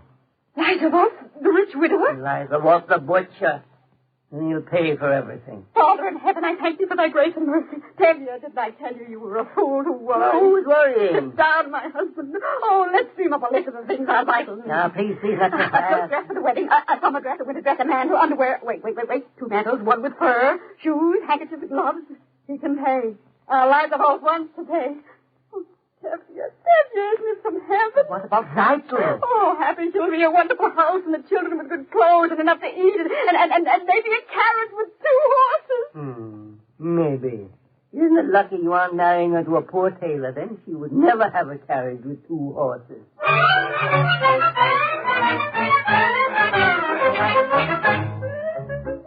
But listen, Sholem Aleichem, my friend. You know, Tevye, a man with fearless courage, a heart of steel. But to tell his wife about Zykel's love for a tailor boy, his courage got a little rusty. To be brave is one thing. To have your head chopped off by a disappointed wife is suicide. Tevye thought it was better to use one's head than to lose it. Sometimes it comes in handy, even if put to the task of saving a daughter's love for a penniless tailor. Don't argue. Do something. It was late one night and the house was asleep when Tevye got up and he started to scream. What is it, Tevye? Where is she? Tevye, speak to me. Oh, Tevye, don't roll your eyes like that. Where is who? I saw Sarah, Liza Wolf's wife. Where is she? Sarah has been dead for years. She's not here. She's dead. She's gone to the true world. I tell you, she was here a moment ago. She's dead. She screamed at me. What? Your daughter inherits my place, wear my clothes, bought my jewelry, carry my keys. And I remain sleeping peacefully in the eternal house. Never. Oh, 3 weeks. Your daughter's idol will live with Liza Wolf the butcher. A curse in his bones. 3 weeks, no more. And after that, you sleep with me. What? Get out, sweetheart, Tevye. Let that evil spirit sink into the waters and be swallowed up by the earth. Wait a minute, Goldie. I was just... Let the evil spirit crawl on the rooftop and be lost in the forest, and they'd never come near me and mine. But Goldie... My poor Zykel. And as for Liza Wolf the butcher, let him so much as dare to show himself here and out. But it's only dreams, Goldie. Our sage is safe. What do I care for you and your sages? Who are you, Liza Wolf the butcher and his wife who can't rest in her grave and on Liza Wolf's money and whoso and promises? I won't have it. Zykel will not marry him. Finished.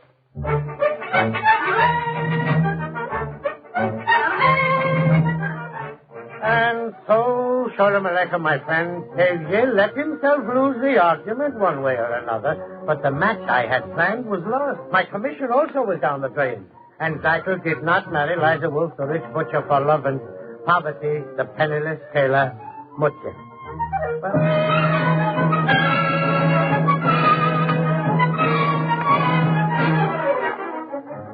So it goes, Shalom Aleichem. You think I got trouble? Tevye's trouble is just beginning. He has 3 more unmarried daughters to go. From now on, Tevye, I said, you make your own matches for your own daughters. There's no percentage for me. And Tevye said, my own daughters have their own lives to lead. Who am I to interfere?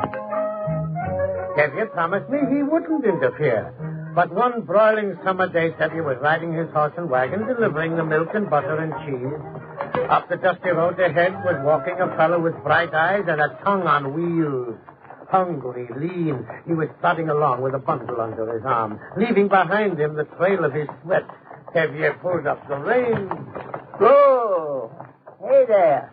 Oh, me? Whoever son you are, there's room enough in the cart for you. Oh, thank you. Not at all. Giddy up. Glad to give you a lift. Is it not written in our holy book, if thou seest thy neighbor's donkey astray, thou shalt in no wise abandon it? How much more than thy neighbor's son? Tell me, my lad, where do you come from? From Petrograd. And what are you doing in Petrograd? Studying. Studying? To be what? I haven't the slightest idea. A good, straightforward answer. Like the reason Cain gave for killing Abel. If you don't know what you're studying to be, why go to all that trouble? Leave that to me. I know what I'm doing. Spoken like a man. And what do you live by? By what I eat. And what do you eat? Whatever comes my way. By the lean look in you, I wouldn't say you pick and choose. Not like the son of the rich. No, thank the Lord. I'm not one of those. Tut, tut, what have you got against the rich? The rich man is the lowest of the low. And the poor man, especially if he works with his hands, is the crown of creation. Listen, my lad, work is noble, but money is comfortable. Ah, it's the world's curse. Oh, God smite me with it as he smote Naaman with leprosy, and may I never be cured. It's a nice way to be unhealthy. But a student will never die from overeating. Tell you what, Perchik's my name. Perchik, huh? Not a bad name. Come round this evening and we'll finish the argument. If you have nothing better to do. What have I got to lose? Nothing. And maybe my daughter Huddle's pancakes will be more to your liking than my views. Oh, you have a daughter? More daughters than you have money. But I like you. Maybe I'm a simpleton. I take everything at face value. I forget what our sages said about certain men. Honor them and keep an eye on them.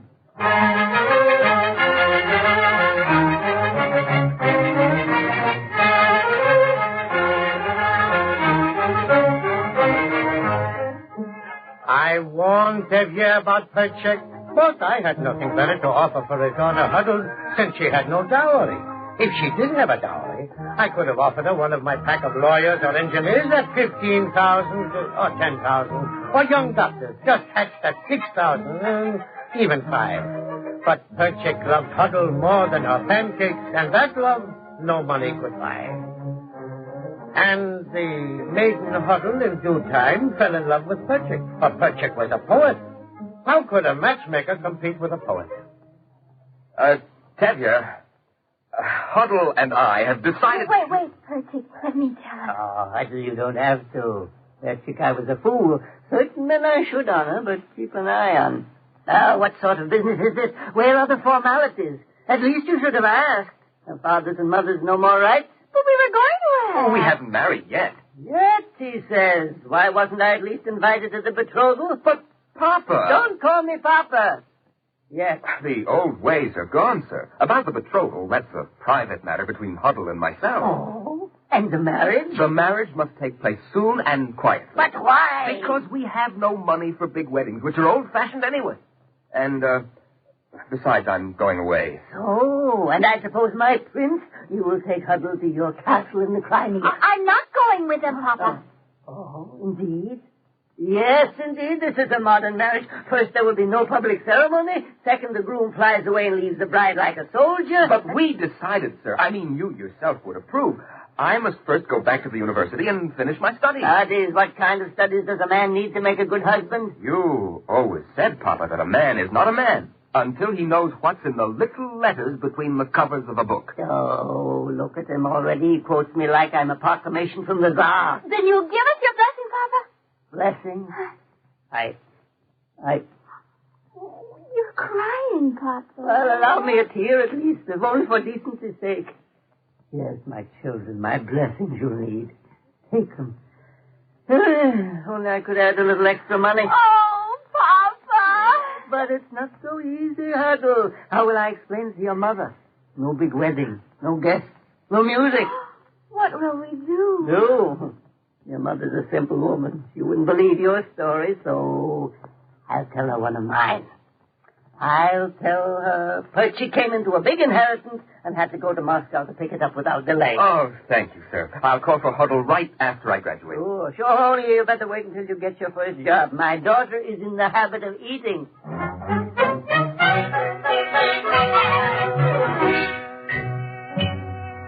And so, my friend Shalom Aleichem, they were married without my good offices. A simple wedding, some honey cake, a little wine. The first thimbleful brought a joyous light to Tevye's eyes. And the second thimbleful set him to dancing. And the third extinguished him. When Tevye woke, he found the fifth of his daughters with a brand new husband. But 2 more to be married.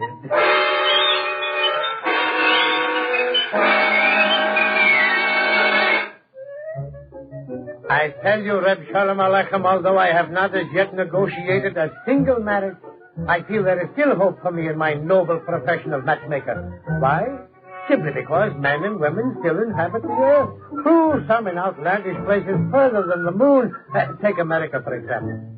I've received a letter from my cousin, Simon Schoenberg, who lives in Seattle, Washington. Find me a good wife, he writes, all expenses paid. Straightway, my feet suddenly arrive at Tevye's doorstep. Tevye, this time I have a real match for your daughter, Rachel. Mendel, don't you see I'm busy making cheese? But this match is like it was made from heaven. About heaven, Mendel, I'm sure you don't know what you're talking about. All right, let it be from Seattle. Seattle? Who is he? The city, in America. You remember my cousin, Simon Schoenberg? The carpenter who lived here in Kazrilevsky? The identical one, but not a carpenter anymore, but a big lumber baron in Seattle, America. What has a lumber baron got to do with my daughter, Rachel? You forgot. When he was a carpenter, he loved her. And no good. A fine man, and he wants to marry her. How do you know? I got a letter. He's opening a new continent, he writes, a land of opportunity with the streets paved with gold. Ah, please, Mendel, go away and let me finish making my cheese. But, Tevye... Go away, I said. My daughter's in no mood for trips to the moon. What have you got against Simon? He'll pay all expenses. Nothing. Except he's on the other side of the world. These are not times to be old-fashioned. Not old-fashioned, Mendel, just old. We're not immortal. In the few years I have left, I should like to see my daughter a few times. In America, she'll be lost to me. But what will your wife say if you refuse? You will speak to Goldie. I must only think of the opportunity for your daughter. No more these streets of Kaiser Alaska. Not for her. Tevye, look, you've had enough poverty in your generation. Let Rachel begin in a fresh house.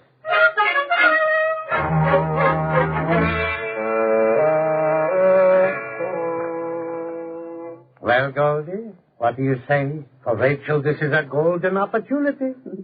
What do I say? I say, if I had such an offer 30 years ago, today I'd be a fine American lady. Then you agree there's no future for Rachel in Kaiser Alaska.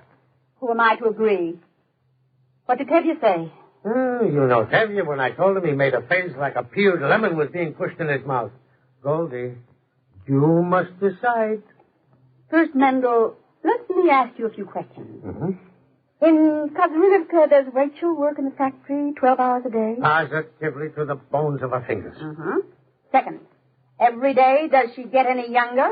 5 years from now, when she's still a spinster, God forbid, a looking glass will give her the answer.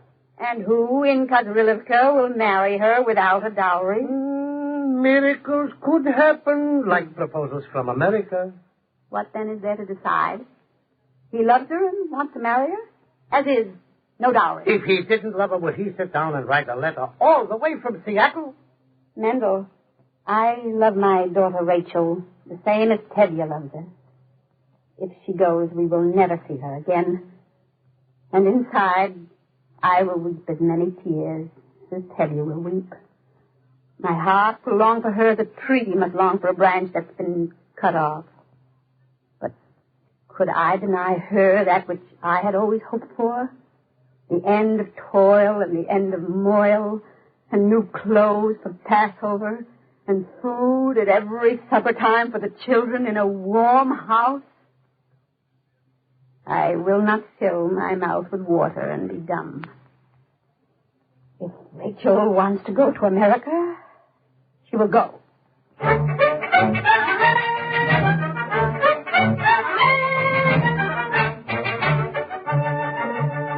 Of course, you remember, Shalom Aleichem, that Rachel always respected Simon Schoenberg as a good man.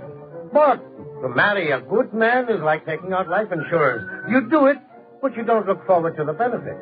Lucky for me, Rachel didn't see it that way. She actually got excited. She wanted to go. Why? Young girl, adventure, new frontier, America. Oh, that magic word, America. And I think she really likes Simon Schoenberg. But when Tevye discovered that Rachel really wanted to go, he walked around like there was a bone in his throat. He was silent. He was old. On his face were the words, "The Lord gave, the Lord hath taken away." He would have nothing to do with the arrangement. So when the day came for Rachel to go, I having made all the arrangements, he seemed amazed that the time of parting had come so soon. Without a word, he trudged a straw suitcase to his wagon. And together, he and Rachel proceeded to the station in Kaiser, Alaska. The first step to America.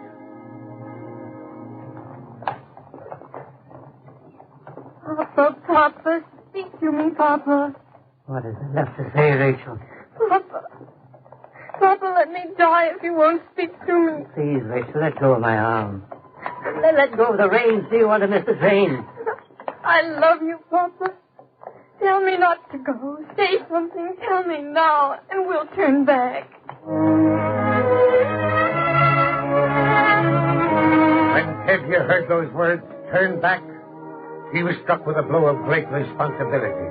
For if he did turn back, he must first be certain that he could provide for his daughter in the years to come greater happiness in the cold of Kaiser, Alaska, than the promise in America. The sweat broke out on him.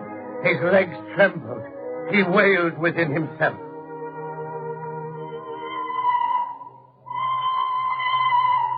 No, Rachel. May the Lord bless you. We will not turn back. We will not look back.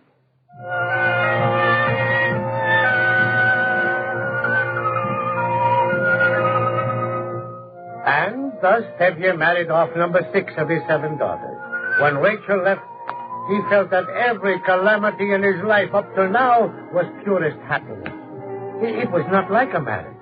It was as if he'd lost a muscle of his heart and it never healed. He had to find some way to alleviate the pain. So I'll tell you what he did, Reb Sholem Aleichem, but don't laugh.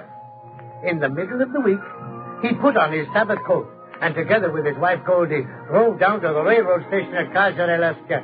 And then he went to the ticket office and he said to the man behind the window, "Give me a ticket to Seattle." Are you here again? 2 tickets, Tevye.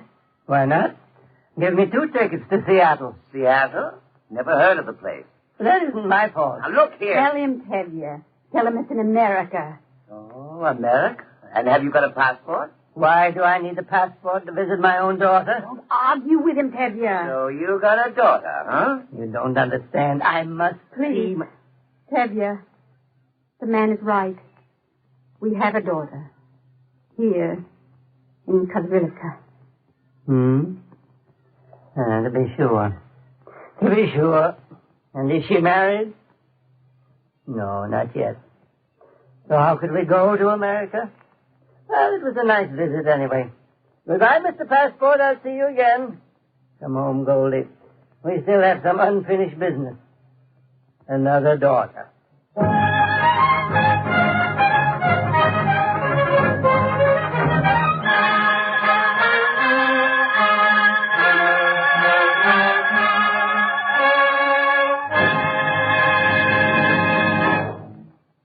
Our play today by Joseph Bliss was based on the stories of Sholem Aleichem. The music was composed by Morris Momorsky and conducted by Milton Kadam. The liturgical music was sung by cantor David Putterman.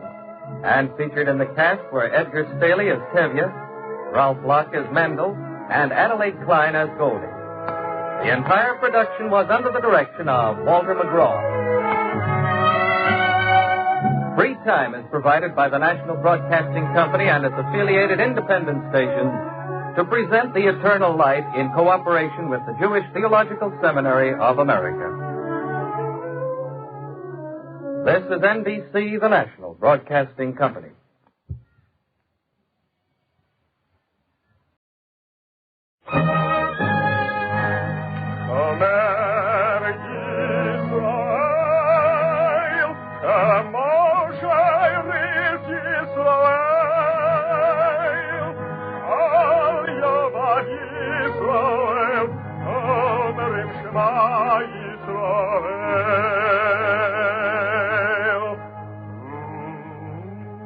And the Lord spake unto Moses, saying, Command the children of Israel that they bring unto thee pure oil olive, beaten for the light, to cause the lamps to burn continually in the tabernacle of the congregation. And it shall be a statute forever in your generation.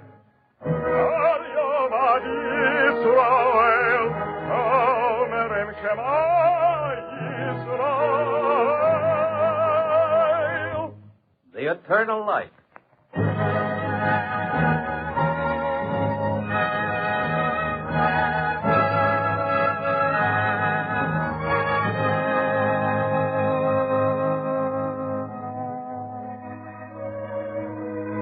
The National Broadcasting Company and its independent affiliated stations make free time available to present The Eternal Light, a program which comes to you under the auspices of the Jewish Theological Seminary of America.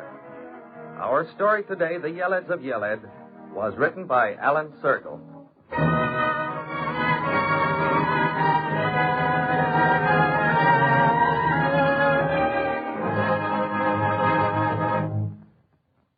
This is the story of the remarkable land of Yeled.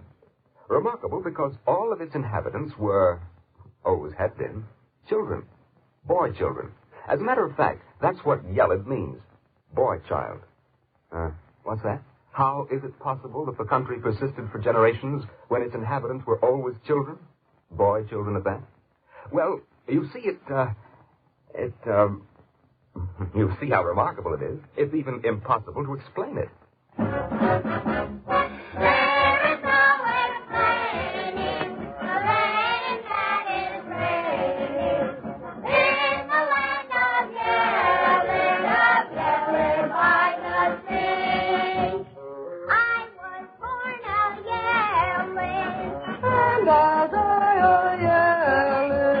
All our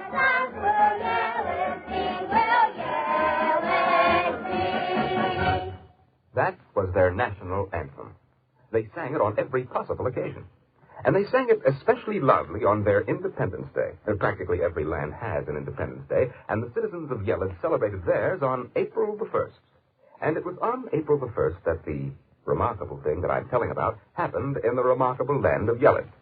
They were celebrating the occasion before the sacred carousel in the sacred popcorn grove, and they were, of course, singing their sacred anthem.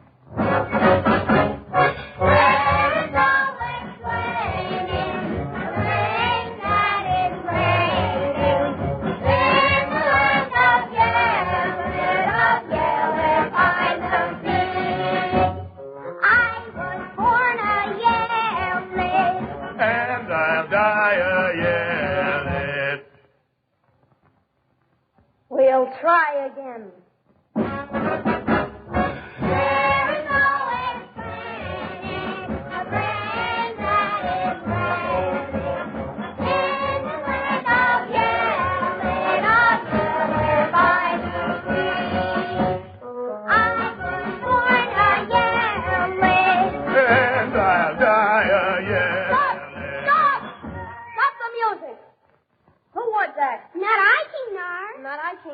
Not I, King Nar. But it was he, the last one, the one with the bass voice. Well, as you can imagine, the celebration was thrown into an uproar.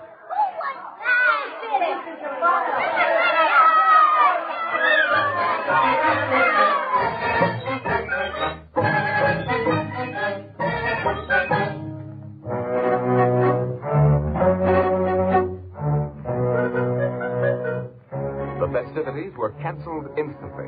The celebration was adjourned, and the angry crowd dragged the culprit to trial in the royal nursery before King Nar himself, who presided for this special occasion on the golden high chair, and his gavel was the sovereign cereal spoon. Have the prisoner step forward. Yes, King Nar. Prisoner, how do you call yourself? My name is Ehud. Very good name for you. Echad means one, and you're certainly that. But why is it you do not have a good Yeled name like mine? Nar means youth, you know. It also means fool. Well, Echad, what do you have to say? I say, long live King Nar, and may Yeled prosper. Never mind the nonsense. What do you have to say for yourself? For myself? About your voice. My voice? Stop repeating my questions. How do you explain your deep bass voice among all our sweet sopranos? I cannot answer for my voice, sire, but I can speak for my heart, and that shall always be at your service, and at the service of Yeled. We are not interested in your heart. That is for your physician to worry about. It is your voice that concerns us. It is different from ours. Different only in timbre, sire, but similar, always the same, in the glories it will utter to your name. Please stop evading the issue. Your voice is something new to us. You know the first line of our Bill of Rights? Yes, I do. Let each new thing be cursed. Yes! Let each new thing be cursed! Let each new thing be cursed. The last thing and the first. The oldest and the newest words. Let each new thing be cursed.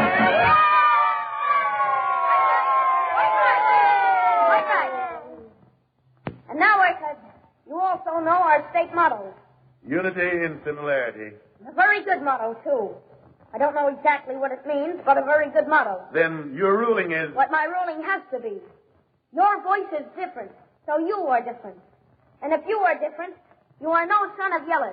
Yeled for the Yeled! Yeled for the Yeled! You hear that, Echad? Yeled for the Yeled. And Ehud? Echad for the prison tower.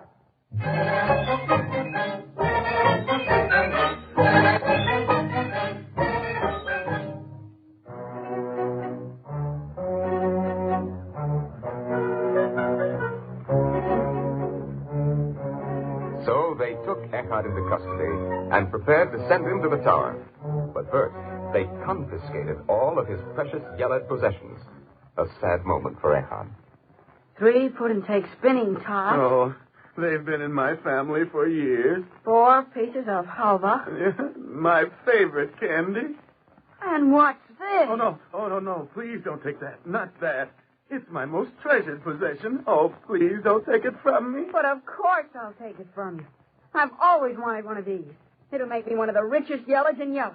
Why, this is the greatest moment in my life. Oh, my poor, precious yo-yo.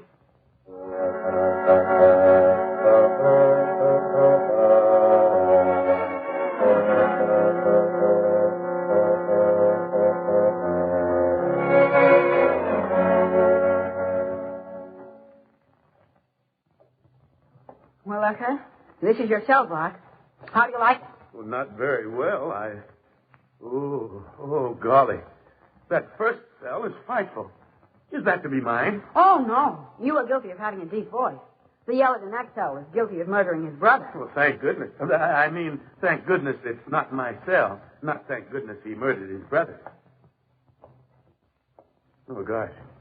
Well, this cell is even worse than the other. Is this to be mine? Oh, no. Your crime is your voice. That Yeled's crime was murdering his brother and 2 cousins. Oh. This is yours. Oh, thanks. Oh, but this cell is much, much worse than either of the other 2. I know. Oh, but remember, their crime was only murder. Your crime is being different.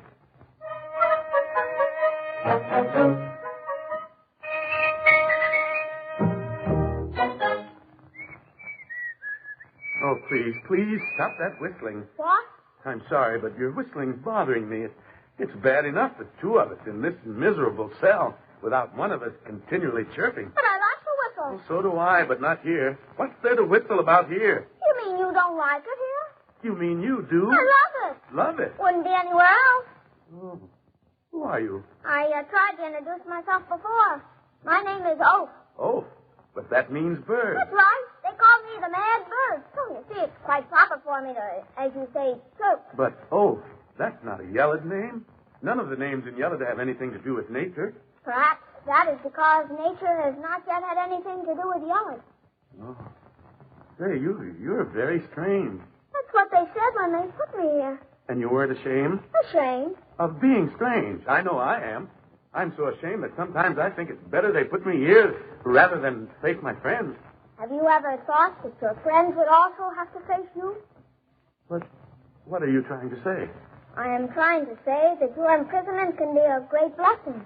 Well, will it make my voice return to its old soprano? I can't promise that. Oh. But I can promise that you can be happier than you ever were with your old voice. You can? How? Tell me how. Please tell me. I can't tell you. You must find it out for yourself. Oh, it's a secret? Perhaps. But a secret everyone can learn. Then tell me how to learn it. Very well. In a month's time, if you behave yourself, they will allow you to spend your days and nights in the fields outside, won't they? Yes? Well, what else? Nothing else. I have told you. Why, you have told me nothing.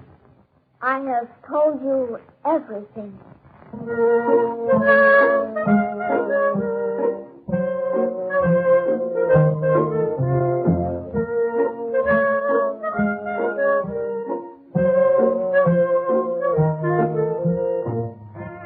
And true enough, after a month, Eckhart was allowed the freedom of the nearby field. For 6 days, he sought madly in nature for the secret Oak was talking about. But he discovered nothing. Nothing that made him happy. And on the eve of the 7th day, as the stars were beginning to appear, he looked toward heaven with despair. And then...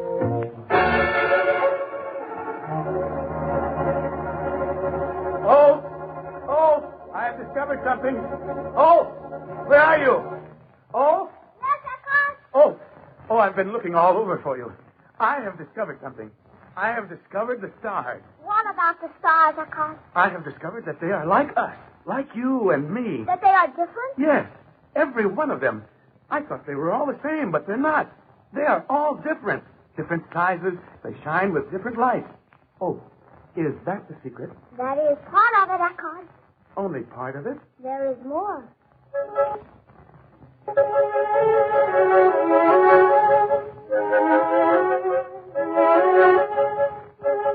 So Eckhart returned to the fields.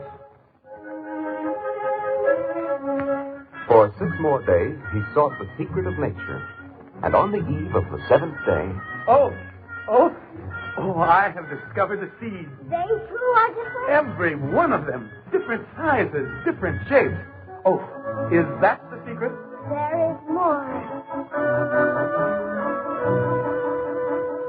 Ehud returned again to nature. He discovered the grass.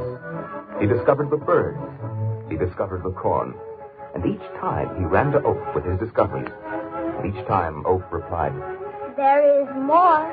until Ehud grew melancholy, and his discoveries lay in a disordered heap on his heart. And then, on the 7th day of the 7th week...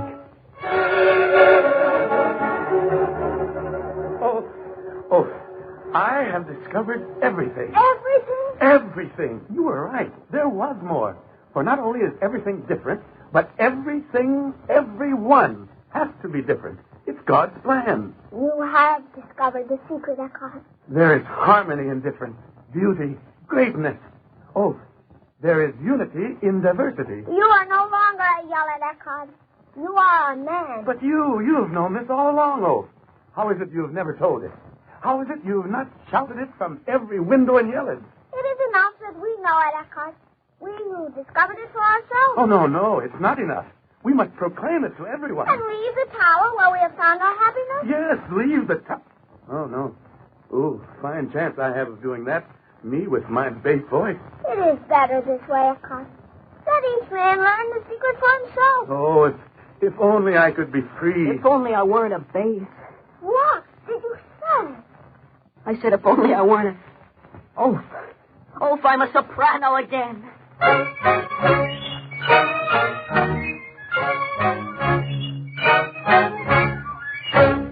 Well, what do you say, King Nar? Please don't rush me, George. After all, you must admit this is very unusual. It was unusual, Your Majesty, but now it has become quite usual again. Eckhart is a soprano once more. He has become one of us again. He at least deserves a hearing from you. He does? Remember the first line of our Bill of Rights? Let each new thing be cursed? Well, that's right. And since Eckhart has his old voice back, the curse ought to be removed. Sounds logical. It is logical. Eckhart is again the same as we are. And you remember our motto, of course. Of course. How does it go again? Unity in similarity. Oh, yes. Unity in similarity. And a most excellent motto it is. I do wish I knew what that meant. And I am pleading his case, though I have much more to lose than you. You have? Why, yes, Your Majesty. If Eckhart is released, I will have to return his yo-yo to him. But I've grown so fond of him in these 2 months. He's been so kind and patient that I am even willing to make that sacrifice in his behalf. You are? You will? Then what am I waiting for? If you are ready to jeopardize your yo-yo, the least I can do is sacrifice my dignity. Bring him around.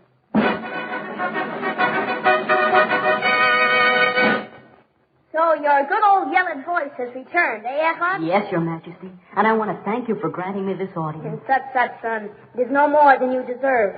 You are one of us again, no longer different. Can't tolerate differences in Yeled, you know. And how does it feel to be out of the tower? Oh, it feels wonderful, Your Majesty. I know what you mean. Well, I can see no reason for holding you anymore, so I now pronounce you up. What is it, Your Majesty? Those things on your face. What things? Those little golden specks. What are they? I have no golden specks. Oh, my. Those must be freckles. Freckles? From the sun. But no one in Yeled has freckles. Eckhart, you are different again. Guard, take him back to the tower.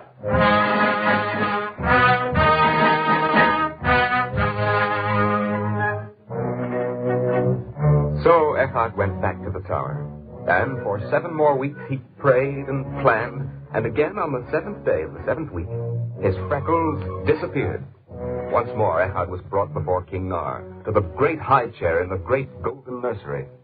Well, I see your voice is the same sweet soprano. Yes, Your Majesty. I've been awake all night praying that it would remain so. And the golden specks have left your face. Yes, Your Majesty. I have prayed that they would not return. Therefore, I see no cause why I shouldn't pronounce you a... What is it this time? You are yawning. But surely that is allowed in Yeled. It isn't. It isn't that.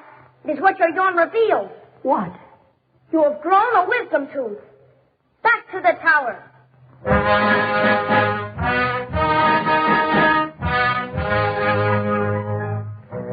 So back to the tower it was.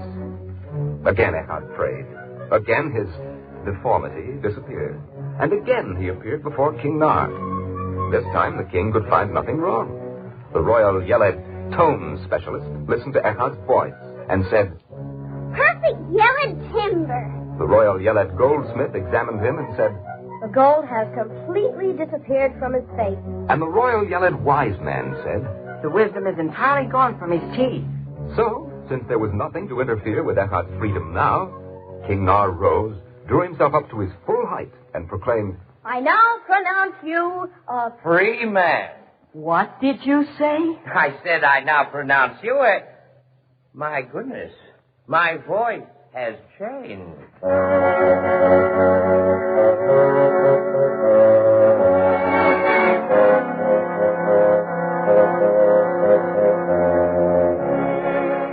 Yes, poor King Nar's voice had changed.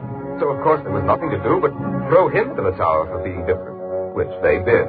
And so the Yeleds of Yeled set about to seek a new king. The vice premier in charge of the next eldest brother immediately called up his charge. Hello, Gogo? This is your guardian. Something dreadful has happened to your brother. Will you be our new king? Why, of course. I would be delighted. Ooh, oh, gosh. My boy. So, instead of being given the throne, Godor was given the tower.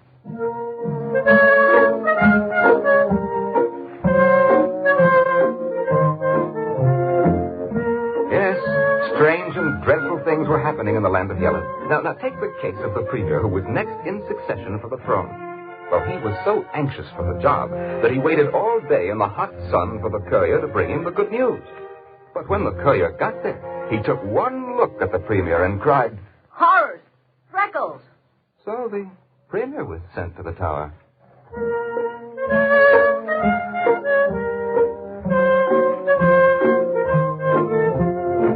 And the next in line, the vice premier in charge of the premier? Well, he was so eager for the honor that he didn't wait for a train, but rather walked the entire distance from his home in the country. When he arrived at the palace, he had a great corn on his foot, and he was limping. So, naturally, they threw him into the tower. I'm sorry, I mean the dungeon. The tower was too crowded. But as though it wasn't enough that the Yeleds of Yeled couldn't find a king, a new and greater blight appeared in the land. The people themselves began changing. Cousin, this chair is uncomfortable. Will you give me the one I generally use? That is the chair you generally use. Why, cousin, you've grown. And so it continued.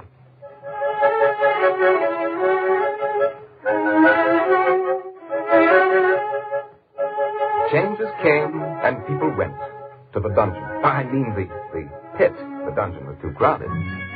But then, another and even more terrible thing began to happen. Citizens of the land, afraid that their own changes would be reported, began reporting changes in others first, until the population of Yeled grew to be one large police force. It became impossible to trust anybody. A friend would approach a friend, regard him closely, and exclaim, "Aha! A freckle!" Another would steal up to his sleeping brother, peer into his mouth, and cry, "Look, a second molar!"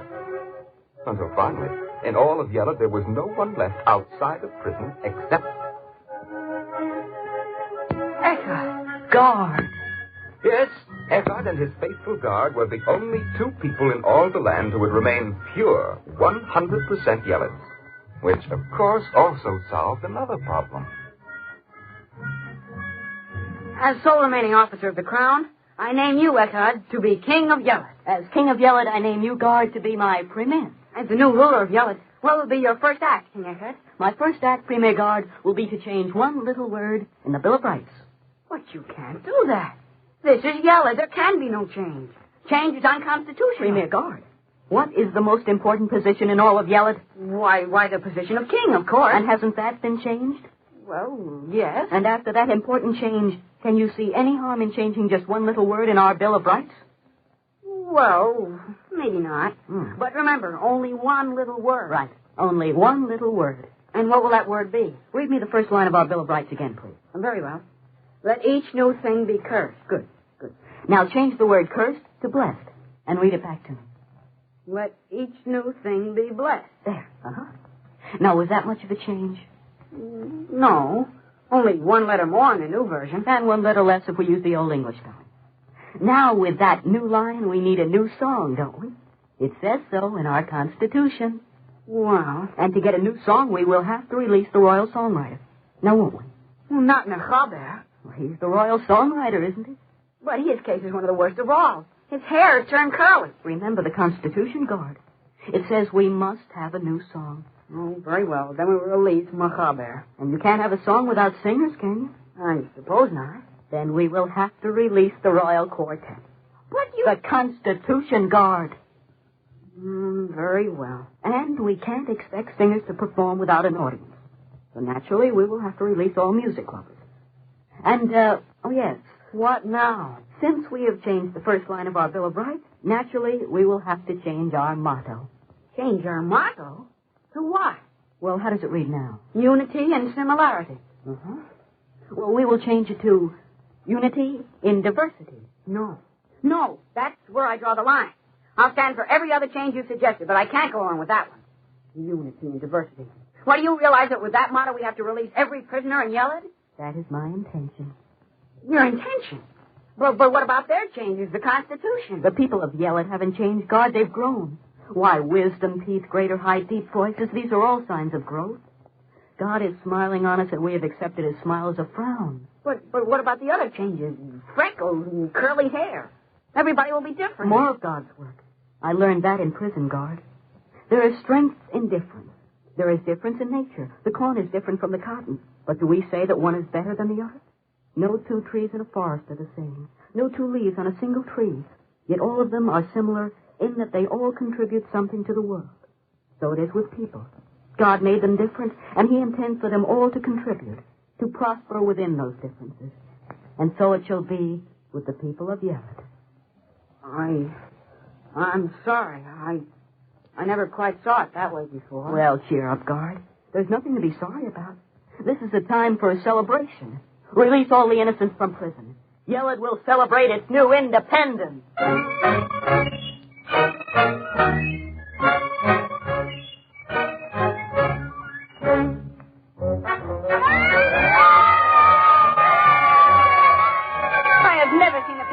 So happy before.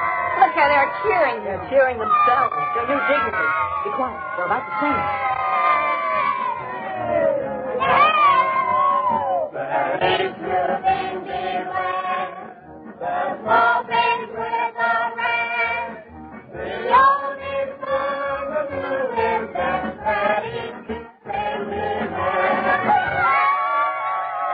Our national anthem.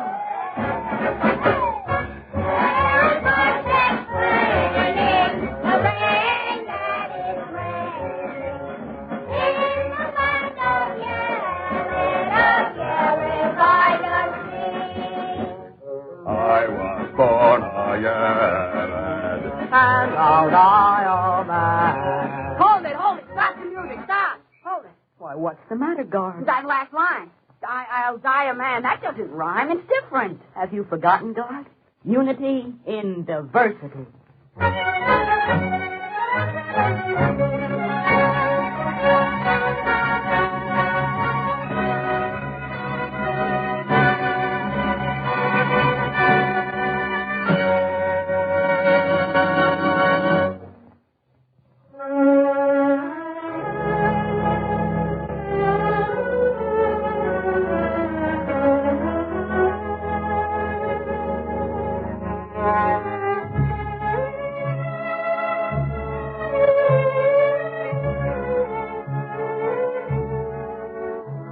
Our Eternal Light story today, The Yeleds of Yeled, was written by Alan Sergo.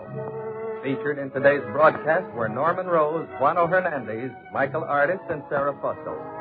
Music was composed and conducted by Morris Momorsky. The liturgical introduction was sung by Cantor Robert H. Siegel, and the entire production was under the direction of Walter McGraw.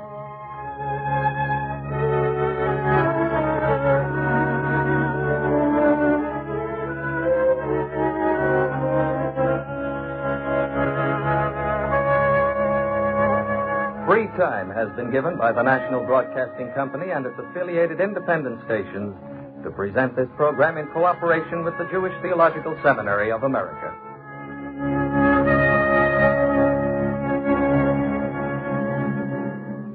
This is NBC, the National Broadcasting Company.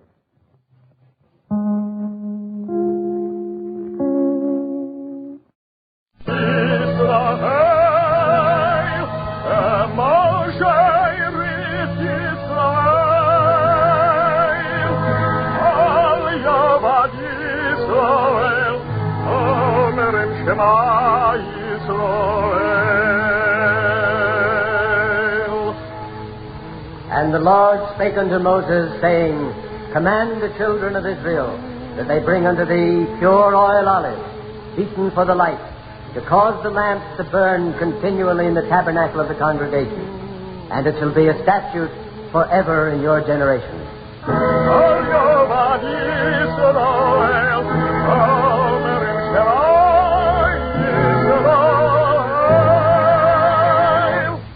The eternal light.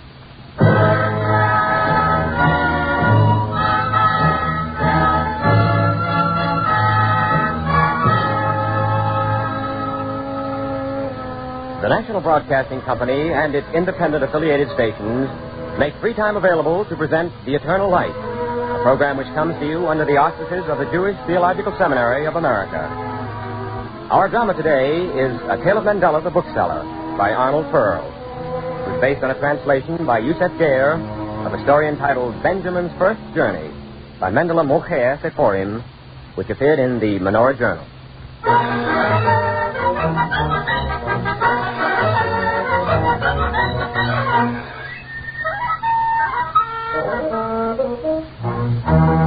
If you'd like to hear the tale of a man who traveled farther than Columbus, was more daring than Magellan, whose exploits pale into insignificance the adventures of Ulysses, Marco Polo, Ponce de Leon, and all the other great explorers put together, then listen to the tale of Benjamin Yomka of Bitterlum.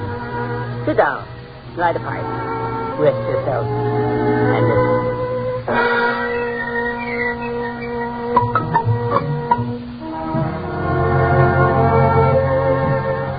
Mendele Mocher Sephorim, Mendele the bookseller. Not another Homer, I assure you. Not even a Cervantes. Although to tell this story properly, I should be. So if you listen and if you like what I say, I have everything a learned man could want in the way of books. Also novels, poetry, and commentaries, a wagon full. And I assure you, this story of Benjamin of Bitterlum you never read in any book. Never.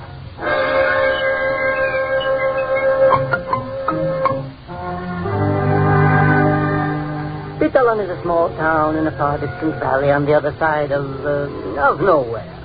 Nothing ever happened there, except along these lines. The hen laid an egg this morning. Good, fine. That's you. Or else? You think it will rain today, Zelda? I don't know. What do you think? It might. Hasn't rained in 3 days. Or... What happened? I stubbed my toe. Such was Bitterlum. Now then imagine the stir when news came that one of its least distinguished members had outdone, as I said, Marco Polo, Alexander of Macedonia, Henry Hudson, and Amerigo Vespuccio. And who was it? How did it happen? Just wait. That's exactly what I'm telling you. All the days of his life, until he became famous, Benjamin Yomka lived a quiet life in Bitterlum. He and his wife Zelda. How did he live? How do I live? I live. There's a God in heaven, and he does not desert his creatures. A little more precise, Benjamin. How exactly do you live? Well, first I have a gift from God who is above us. A fairish singing voice. So on the holidays, sometimes I sing. And then I have a goat who gives milk now and then. And then, well, as I said, God is our Father and does not forget his children. As you see, in every way an honest, upright man. But also, also there was something special. Where have you been, Benjamin? To the railroad station. Did you meet someone? I got a map. Another map. China. The conductor got it for me. China. Hmm? Half the house is overflowing with maps and travel books, and now he needs China. What are you going to do with them all? What a question. Visit these places, explore them, travel over them. Let me show you something, Zelda. Did you know that in the Sea of Omsk, off the China coast, there a man can catch sea monsters 80 feet long? Did you know that, huh?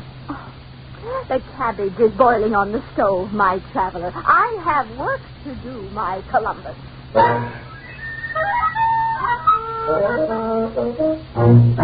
Benjamin had the greatest collection of maps, travel books, predictors, adventure stories, and histories of exploration of anyone in the province.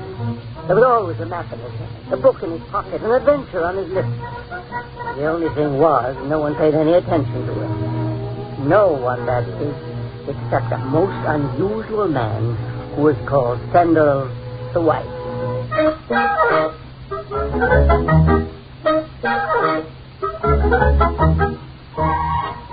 Every man needs a leper to set him off. Don Quixote had his uncle Sancho Panza. Benjamin Yomka had Sendel the Wife. Why Sendel the Wife? I shall explain. Sendel was a humble man and most tractable. It was his pleasure to do the will of others. If the children rode on his back and pulled his beard all day long, as they did, and someone said, Sendel, why do you let them climb all over you? Are you a tree? Sendel would answer, It doesn't hurt very much, and if they don't object, why should I? Thus he was an excellent follower, especially so for his wife, Deborah. Hello. You peel the potatoes. If that's what you want, fine. I'll peel the potatoes. And put a handkerchief over your beard or you'll get peelings in it like you did last week. Certainly, a handkerchief. And wear an apron. An apron. So you can see how this equipped him eminently as an assistant traveler to Benjamin of Italy.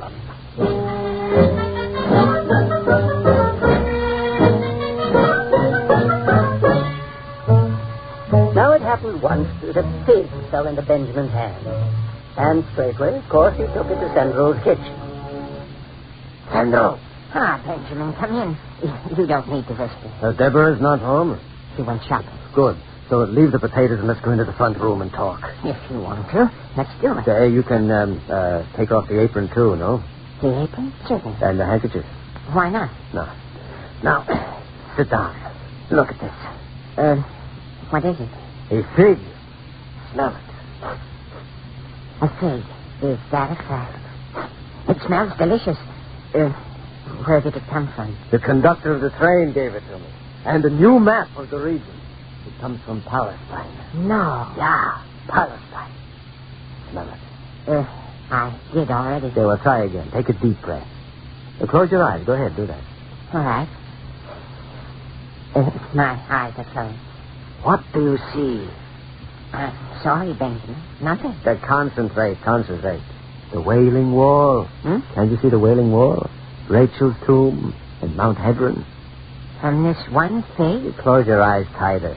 Let your imagination run a little. Now, you see it?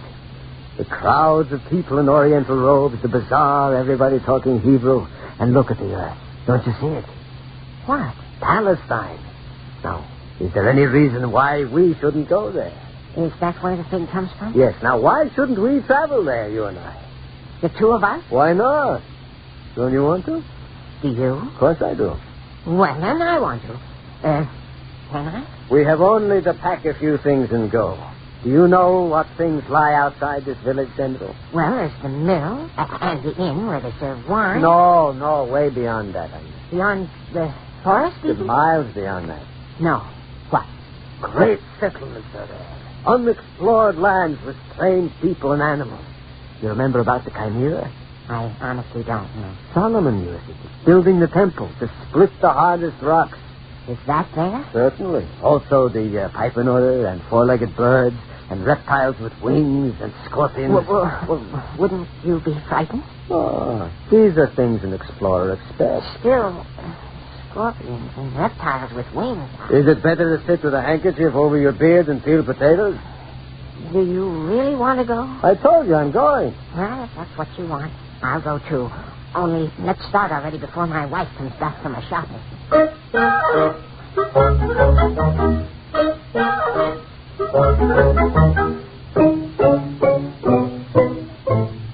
was how the great adventure began.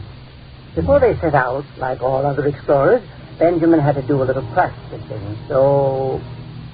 General, we have to prepare ourselves for the journey. Prepare ourselves? Well, we'll be sleeping out a lot in the woods. You like to sleep alone in the woods? Do you? Yeah, that's not the point. The point is we must prepare ourselves for it. Whatever is to happen, we must expect it. We must make ourselves like steel. Steel? So, let's spend this afternoon in the woods. Alone? Well, the two of us. Oh. And then, tomorrow, we start out. You ready? If you're ready, I'm ready.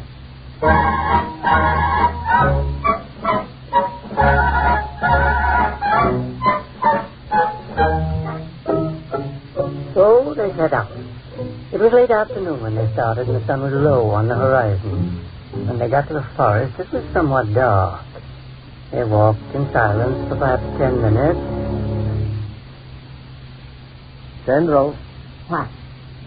Very nice, isn't it? Very. Exciting. Oh, yeah. Better than peeling onions? Much. So, stop looking so worried. Stop looking back so much in the wall.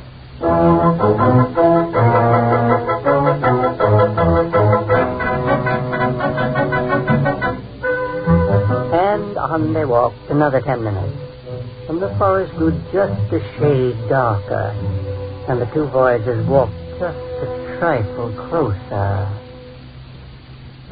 What was that? I didn't hear anything. Did you? Listen. You hear that? I think so. Oh, the cricket. You got frightened for nothing. I'm sorry. Wait. Huh? What's that? What? I don't hear anything. I heard a sound like, Maybe we better start back. Maybe we better. Which way is back? We came that way, so we go back this way. Direction is the first law of exploration. A good traveler never gets lost. So, of course, they went the wrong way. As night fell, the stars came out. Benjamin raised his eyes heavenward, offered a prayer of thanks, and said, This is north, this south, this east, this west. How do you know? There is the North Star, you see? That points north. Now, since the village is due east, we go this way. East. And they walked off to the west. By now, believe me, the forest was really dark. And when they went bumping into bushes, they were losing each other. Sandro, hold on to my hand. I can't see your hand. No. Here. Oh, it's a tree. I thought that was you. No, I'm here. Where? Here. Good. Now, hold on now. Don't go getting lost, you know.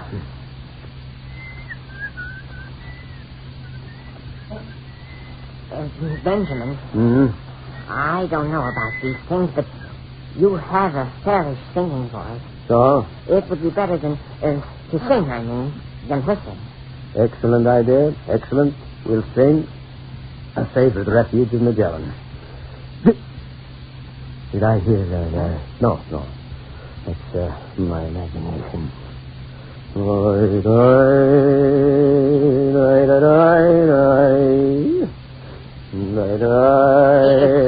mud we're walking in. West. There. Yeah, that is right.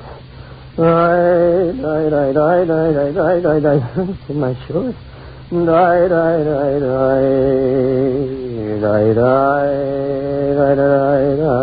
are you singing? Huh? Such a song at this time? I don't feel like singing. We'll walk. Let's walk. Let's walk. How far have we gone? 20 miles? Huh? No, don't be foolish. We couldn't be in that country yet. The one you spoke about with the scorpions and... No, of course not. Not that far. Not that far, I don't think.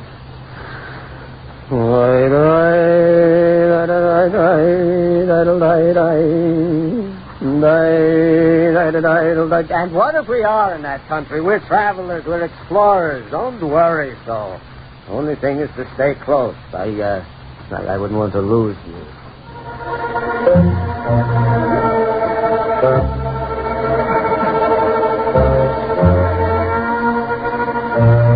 By now, the forest was not only dark, but wet. Not only wet, but also cold. And the only light was a thin sliver of a moon that shone now and then between the clouds. Rain began to drizzle. Stop.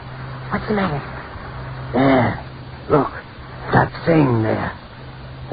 What does that look like? Oh. I don't know. What do you think?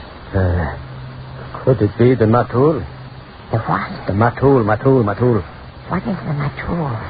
Well, if it is Sendro, it's best we know it. Then we can face it. What should it look like? It's, big. Big? Yes, that thing is very big. It has, 2 enormous hands. 2? I see even more than 2. At least 2. Strong enough to throw down an elephant. With any hand that could do that. Then it's the matul. What do we do? What Alexander did. What was that? When he needed to get somewhere, he rode on the back of an eagle, and with a piece of meat on his sword, he steered the eagle. Was he frightened? He wasn't? Not for a second. Pick up a stick. Yes. Pick up one for me. Here. We'll walk up to it. To the matul? That's the only way.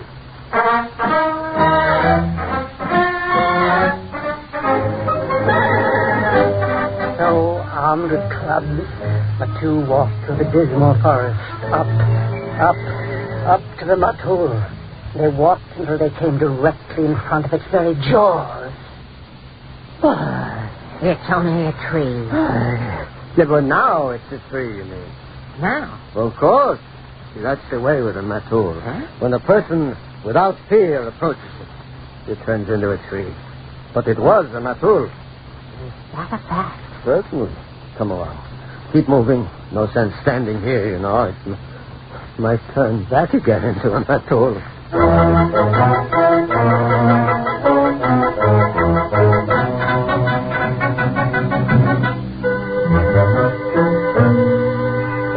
So on they trot, in a new, strange land, past new wonders of nature and the supernatural, onto territory where no man had ever ventured before.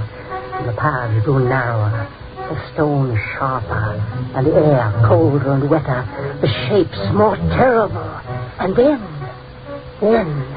they heard it. Yeah. What is it? Yeah. The phoenix had such a voice. The phoenix?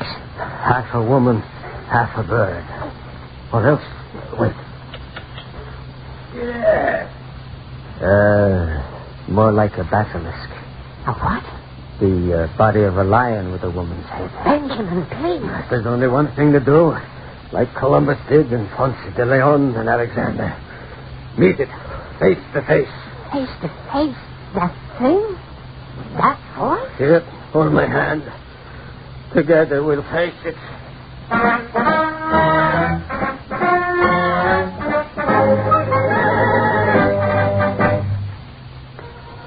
Gripping each other's hands as tight as they could, they walked toward the terrible voice. And their eyes grew dimmer and dimmer, till apart from the darkness and the moon behind a cloud, there were tears in their eyes and a choking in their throat.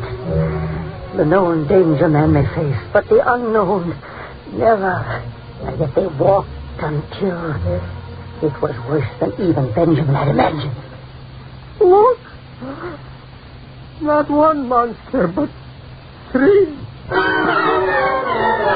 And they both fainted away.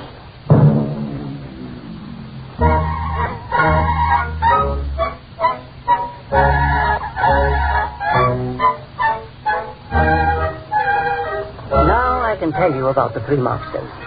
The first was a peasant, calmly smoking his pipe. He drove a wagon, and of course the wagon was the second monster. The third was his tired horse, plodding quietly through the forest. And the dread voice, well, the dread voice was saying... Get in there, fella. Two heroes lay stretched out cold on the wet green of the road. But the peasant, being a nice sort and seeing two men stretched on the road, tried to rouse them. The explorers didn't stir, so the peasant lifted them with great effort, for they were dead weight, and put them on the wagon. And resuming his seat, he wriggled his pipe and said... Yeah. And the great adventure went on.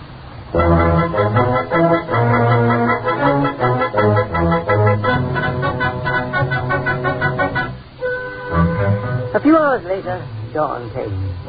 Our voyagers stirred in the straw of the wagon, and Benjamin knew the worst had happened. Don't say a word. Are your legs bound? I don't dare look. They are. Mine are. Conserve your energy. Conserve your energy. No. What's the matter? No. Oh, he tied me so tight it pierced my flesh. But I won't cry out. I won't give him the satisfaction. No, he's yours too. Yes. What is he? Obviously a Turk. We have been captured and bound, and are about to be sold into slavery. Oh. What will Deborah say? But lie back. Conserve your strength. Conserve your strength. Slavery will not be pleasant. What was binding them was a sack of potatoes that had fallen over on their feet.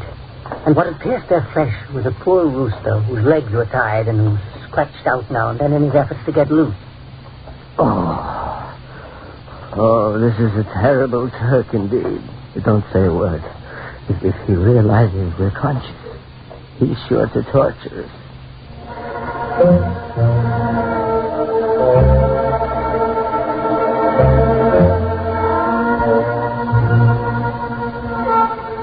They rode in silence, bound and suffering, preparing as brave men must for a life far worse than death. Then, without warning, suddenly the wagon stopped. All right. You can get out here. Well, what? This is Bitterland. What are you saying? You wanted to go to Bitterland, didn't you? All night long, the two of you kept moaning, Bitterland. So, here's Bitterland. You aren't going to torture us? I sell potatoes and chicken. We aren't taken into captivity? Oh, get out, will you? I've got to sell these before noon or my wife will have my head. Now, will you get out?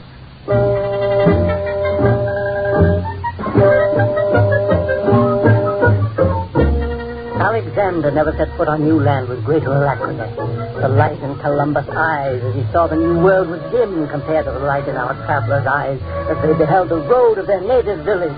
And the villagers of Bitterland, as they saw the two tribes... Oh, Nutty, you're saved. Praise God. Run, call Deborah. Go call Deborah. Tell them they are no longer widows. Their husbands have returned. But how... A great crowd gathered around them, all the village, including their wives.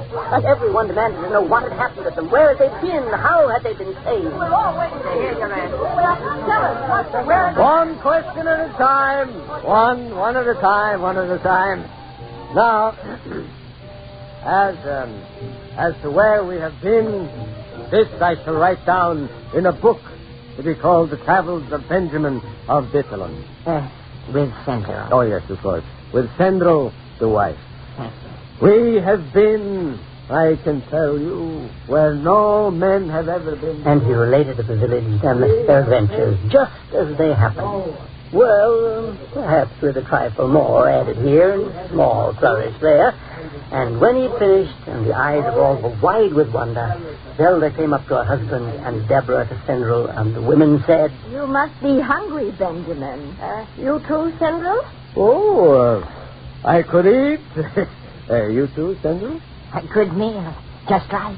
Sendril, you'll sit in the parlor with Benjamin, and Zelda and I will go to the kitchen and prepare the meal.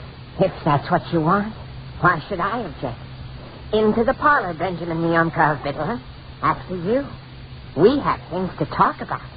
China, Persia, the South Sea.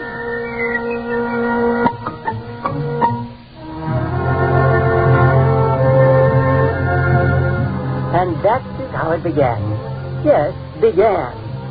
The first time the story was told, the two were lost 2 days. Then it became a week, later a whole month. In the first version, they traveled to one distant land, then a dozen, and finally all the different countries in the world. At first it was only a Matul and Chimera they encountered. Finally, they conquered all the known and unknown animals of the earth, sea, and sky. And thus it was that to the village of Vitalon, where nothing ever happened, came the greatest adventure that ever befell two men. Greater than Columbus and Ulysses and Ponce de Leon and Marco Polo, all rolled up into one. Well, as I said, if you like a novel or a book of poems or a commentary, I have them all. A wagon load full. Here now, just look them over. Mendele, the bookseller, is my name. No obligation to buy whatsoever.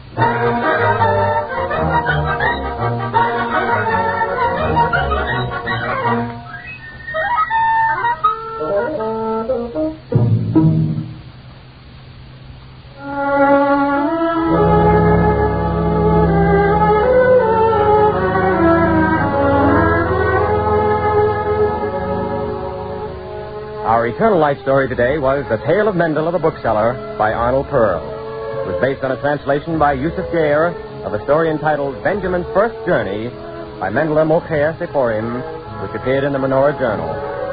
The original music was composed and conducted by Morris Lamorsky. Featured as Benjamin was Carl Swenson, and William Keane as Sendero. Edgar Staley was the narrator. Cantor Robert H. Siegel sang the liturgical introduction. The entire production was under the direction of Walter McGraw.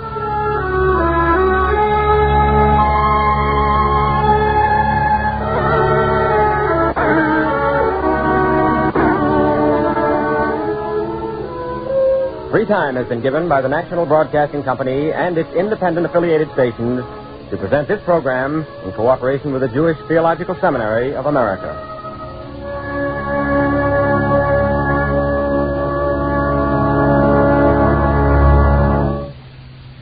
This is NBC, the National Broadcasting Company.